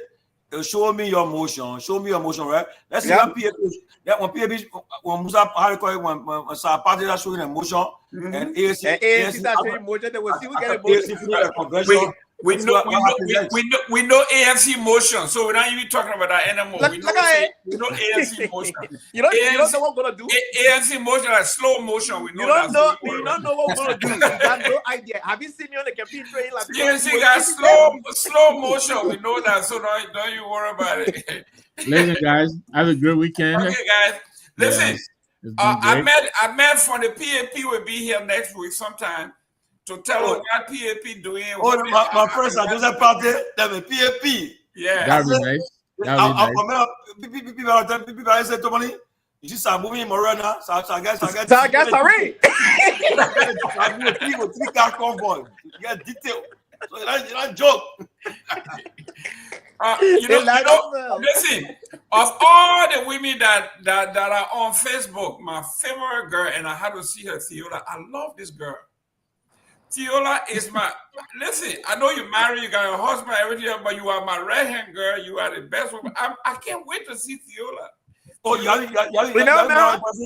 I don't know her. I never met her. She's a very sweet person. I'll tell you something about Theola, right? I'll tell you the truth. That one ANC person I give credit to. That lady spent, Mr. Nagbe, she spent, I want to make over 20 trips in Liberia between 2023 to the election time. She was back and forth. And in that time, she lost her mother-in-law. Her mother passed away. She was back. Oh, yeah. My other sister from Kepamas. You get to better give her put her flyer. The day I see her, she got to cook for me that tabadoo. I would love to eat that tabadoo from Kepama. Well, ladies and gentlemen, thank you very much. Mr. Nagbe, I will be coming. You know, I'm coming early, so right. you should be waiting for me and my wife for the first time she coming to a Liberian function. Come on. When you're having the program? September 27th. I just told you, man. What's your problem? The last time you say you're coming, nobody saw you. Hey, man, it's go. Which one? Okay, listen.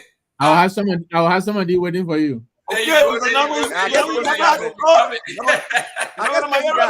I'm an Arab there. I'm an Arab there. I hope you got some, man. Listen, I'm bringing you some Cuban cigar, the real deal. Wow. They make it from Florida. So yeah, I'm bringing you real Cuban cigar. Real Cuban cigar. You know, I need to start growing tobacco in like bread, start making cigar. That's right. I love you, Tiola. Wherever you are, you will cook that tabadoo for me. She said she's never speaking to you ever again, Jerome. She said she's never speaking to you again ever. Hey, man. There goes make sure he brings a cigar. Make sure he brings a Cuban cigar for her husband. But you know, one thing I love about Liberian politics, right? Trust me, when you have all the debate on the Facebook, when I'm meeting person on the ground, it's different. Different human being. Yeah. She want to see me camping in my suit. No, I will not camping in my suit. And you know what, Tomalin? That one of the things I enjoy about coming here and sitting with you guys, you know, you have kind of liberalized the way we did politics. You know, back in my day, I mean, if you're not in my party, you were like my forever enemy. I mean, even though we're in the LPP, the UPP and the LPP, we were the brothers, but we were arch enemies. You never did what the UPP man did or the LPP man never did. But you know, we've seen you guys now. You know, the Costa, how Baga and Sawyer manage in the interim government? How do I manage in the interim government? They got along. I mean, Gary had a lot of respect for Amos. You know, we call him Moose. They had a lot of respect for each other. And they worked together. But there was always that rivalry because the two of them, they wanted to occupy the same space. You know how it is. Only one person can occupy the space at a time.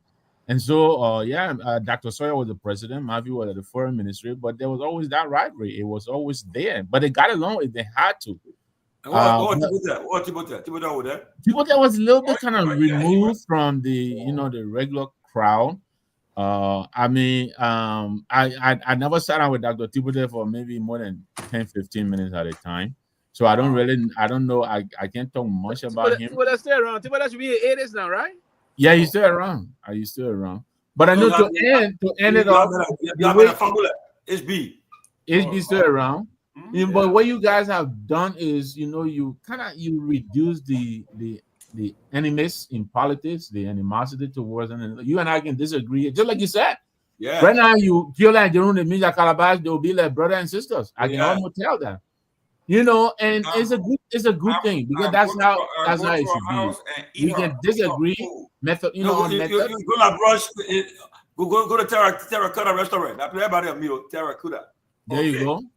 So where to go? I don't know where that is. I will have to find it. On the boulevard there. Sorry, know all the spot. Okay. Cool. Okay. Jim Mamoro, thank you very much. Yes. Listen, I compared Tiola with Sarah Dopoh. Those two women, they are they say true believers in a party. You can take them. Everybody on you attack on party, you attack on John. We should go after you. That was just sneaking and rocking on it. Yeah. Okay, guys. See you Monday. Guys, enjoy your holiday. Yeah, guys. Thank you for the show. It was a wonderful show. Honorable George. Yeah. That would be Memorial Day. We're having a show, right? Monday. Oh, is it who appearing Monday? No, I said Monday. Yeah, we have a show. Labor Day will be here, right? Yeah, Monday would be based on Gaffine. I'm talking. Okay, great. Wow. Hey, Monday will bring on based on Gaffine. Okay, there you go. Yeah. So Labor Day, we'll be working. We'll see tomorrow if we can get the pro temp and also the former CPP vice tenor bearer. We'll try to get them. Hopefully, we'll secure a spot with them. Thank you. Yeah. If you can record, we'll play it. If you want to come live, that will be fine. Thank you very much, Chief. We'll see you on Monday. Okay, guys. God bless.